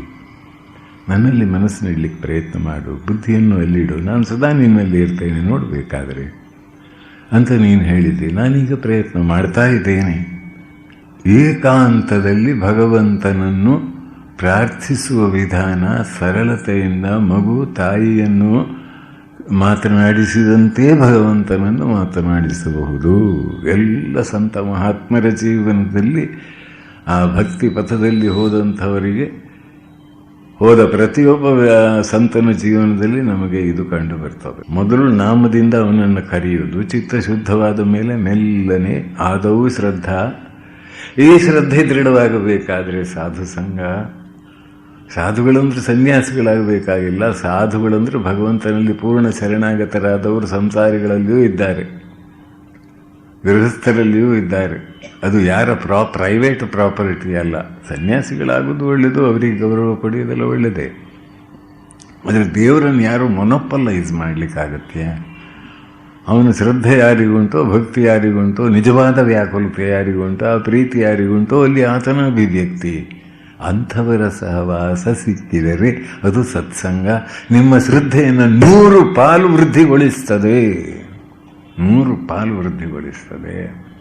ಬರೀ ಪುಸ್ತಕ ಓದಿದರೆ ಸಾಕಾಗುವುದಿಲ್ಲ. ಅದೆಲ್ಲ ಪರಮಹಂಸರಿಗೆ, ಅವರ ಶಿಷ್ಯರಿಗೆ, ಅಥವಾ ಬಹಳ ದೊಡ್ಡ ಮೀದಿ ಎಷ್ಟೋ ಜನ್ಮಾಂತರದ ಕರ್ಮ ಪುಣ್ಯಕರ್ಮ ಮಾಡಿದವರಿಗೆ. ನಮಗೆಲ್ಲ ಎಲ್ಲ ಆಗುತ್ತೆ ಅಂತ ಈ ರೀತಿಯ ನೆಗೆಟಿವ್ ಥಾಟ್ಸ್ನಲ್ಲಿಯೇ ಬೆಳವಣಿಗೆ ಮಾಡ್ಕೋತಾರೆ ಮನುಷ್ಯರು. ಆದ ಪ್ರಯುಕ್ತ ಆದವು ಶ್ರದ್ಧಾ ಸಾಧು ಸಂಘ ಭಜನ ಕ್ರಿಯಾ ನಿಷ್ಠೆ ಬರ್ತದೆ. ಊಟ ಬಿಡ್ತಾನೆ, ಇವನು ನಿತ್ಯ ಮಾಡುವ ಸಾಧನೆಯನ್ನು ಬಿಡುವುದಿಲ್ಲ. ಅಲ್ಲಿ ಪರೀಕ್ಷೆ ಬರ್ತದೆ. ನಿಷ್ಠೆ ಉಂಟಾ ಅಂತ ಸ್ವಲ್ಪ ಪರೀಕ್ಷೆ ಮಾಡಿ ನೋಡ್ತಾನೆ. ಒಂದು ದಿನ ನೀವು ಬೆಳಿಗ್ಗೆ ಒಂದು 15 ನಿಮಿಷ 25 ನಿಮಿಷ ಒಂದು ಕಡೆಯಲ್ಲಿ ಸ್ಥಿರವಾಗಿ ಸಾಧನೆ ಮಾಡ್ತಾ ಬರ್ತಾ ಇದ್ದೀರಿ. ಒಂದಿನ ಚಳಿ ಹೆಚ್ಚು, ಇವತ್ತು ಸ್ನಾನ ಮಾಡಲಿಕ್ಕೂ ಆಗಲಿಲ್ಲ. ಅಷ್ಟೊತ್ತಿಗೆ ಇಡ್ಲಿ ಮತ್ತು ಸಾಂಬಾರಿನ ಆ ಒಂದು ಘಮ ಘಮ ಬರಲಿಕ್ಕೆ ಪ್ರಾರಂಭವಾಯಿತು. ಏನು ತಿಂಡಿ ತಿಂದು ಊಟ ಮಾಡಿ ಕೂಡ ದೇವರ ಸ್ಮರಣೆ ಮಾಡಲಿಕ್ಕೆ ಆಗುವುದಿಲ್ವೇ ಅಂತ. ಅದೇನು ತಪ್ಪೆ, ದೇವರೆಂದು ಅದಕ್ಕೆ ವಿರೋಧ ಮಾಡಲಿಕ್ಕಿಲ್ಲ ಅಂತ ಈ ಭಾವನೆ ಮೆಲ್ಲ ನುಸುಗಿ ಒಳಗಡೆ ಬಂದುಬಿಡಿ. ಅಥವಾ ನಿಮ್ಮ ಒಬ್ಬ ಒಳ್ಳೆಯ ಇದೆ, ನಿಮ್ಮ ಅಮೆರಿಕದಿಂದ return highly intellectual joint type ಮನುಷ್ಯ ಬಂದಿದ್ದಾನೆ, ಅವನ ಎದುರಿಗೆ ನಮ್ಮ ಪೂಜೆ, ಈ ಫೋಟೋಕ್ಕೆಲ್ಲ ಪೂಜೆ ಮಾಡೋದನ್ನು ತೋರಿಸೋದೆ ಅಂಥದ್ದನ್ನೆಲ್ಲೇ ಮುಚ್ಚಿ ಓಡಿ ಬಂದು ಥ್ಯಾಂಕ್ ಯು ಅಂತ ಅವನ ಕೈ ಶೇಕ್ ಹ್ಯಾಂಡ್ ಮಾಡಿ ಈ ಕಡೆ ಬಂದ್ರಿ. ನಿಮ್ಮ ನಿಷ್ಠೆ ಆದೌ ಶ್ರದ್ಧಾ ತತಃ ಸಾಧು ಸಂಗ ಭಜನ ಕ್ರಿಯಾ. ಭಜನೆ ಮಾಡಲಿಕ್ಕೆ, ಸಾಧನೆ ಮಾಡಲಿಕ್ಕೆ ಪ್ರಯತ್ನ ಮಾಡ್ತಾನೆ, ಆದರೆ ನಿಷ್ಠ. ಈ ನಿಷ್ಠೆಯಲ್ಲಿ ಮುಂದೆ ಹೋದ ಮೇಲೆ ಭಾವ ಮಾತಾಡ್ತಾನೆ. ನಾನು ನಿನ್ನ ಇಷ್ಟನ್ನು ಕರೆದೆ, ನನಗೆ ಬೇರೆ ಯಾವ ಉದ್ದೇಶ ಇಲ್ಲ, ಹೇ ದೇವ ನೀ ಕೃಪೆ ಮಾಡದೇ ಇದ್ರೆ ಹೇಗೆ? ಹಾಗೆ ಶುರುವಾಗ್ತದೆ ಮೆಲ್ಲ ಮೆಲ್ಲನೆ ಮೆಲ್ಲ ಮೆಲ್ಲನೆ. ಆಮೇಲೆ ಒಂದು ಸಣ್ಣ ಪುಟ್ಟ ಗ್ಲಿಮ್ಸ್ ಶುರುವಾಗ್ತದೆ. ಓ ಹೇಳಿದ್ದಾನೆ ಅಂತ, ಕೇಳ್ತಾ ಇದ್ದಾನೆ ಅಂತ. ಸ್ವಲ್ಪ ತಾಳ್ಮೆಯಿಂದ ಅದಕ್ಕಾಗಿ ಪ್ರಯತ್ನ ಮಾಡಬೇಕು, ಬಿಡಬಾರ್ದು. ಸ್ವಲ್ಪ ತಡ ಆಗಬಹುದು, ಯಾಕಂದರೆ ಅದು ಸಂಸ್ಕಾರ, ಅದು ನಮ್ಗೆ ಗೊತ್ತಿಲ್ಲ. ಹಿಂದೆ ಏನಾಗಿದೆ, ಹಿಂದಿನ ಜೀವನದಲ್ಲಿ ಏನಾಗಿದೆ ನಮ್ಮದು ಅಂತ ನಮ್ಗೆ ಗೊತ್ತಿಲ್ಲ. ಆ ಕ್ಯಾರಿಯರು ಅದರಲ್ಲಿ ಆ ಸೈಕಲ್ನ ಹಿಂಭಾಗದಲ್ಲಿ ದೊಡ್ಡದೊಂದು 10 ಮಣದ ಭಾರ ಇದ್ದರೆ ಇಲ್ಲಿ ನಿಮಗೆ ಸೈಕಲ್ ಹೊಡಿಲಿಕ್ಕೆ ಪ್ರಯತ್ನ ಮಾಡುವಾಗ ಕಷ್ಟ ಆಗುತ್ತೆ.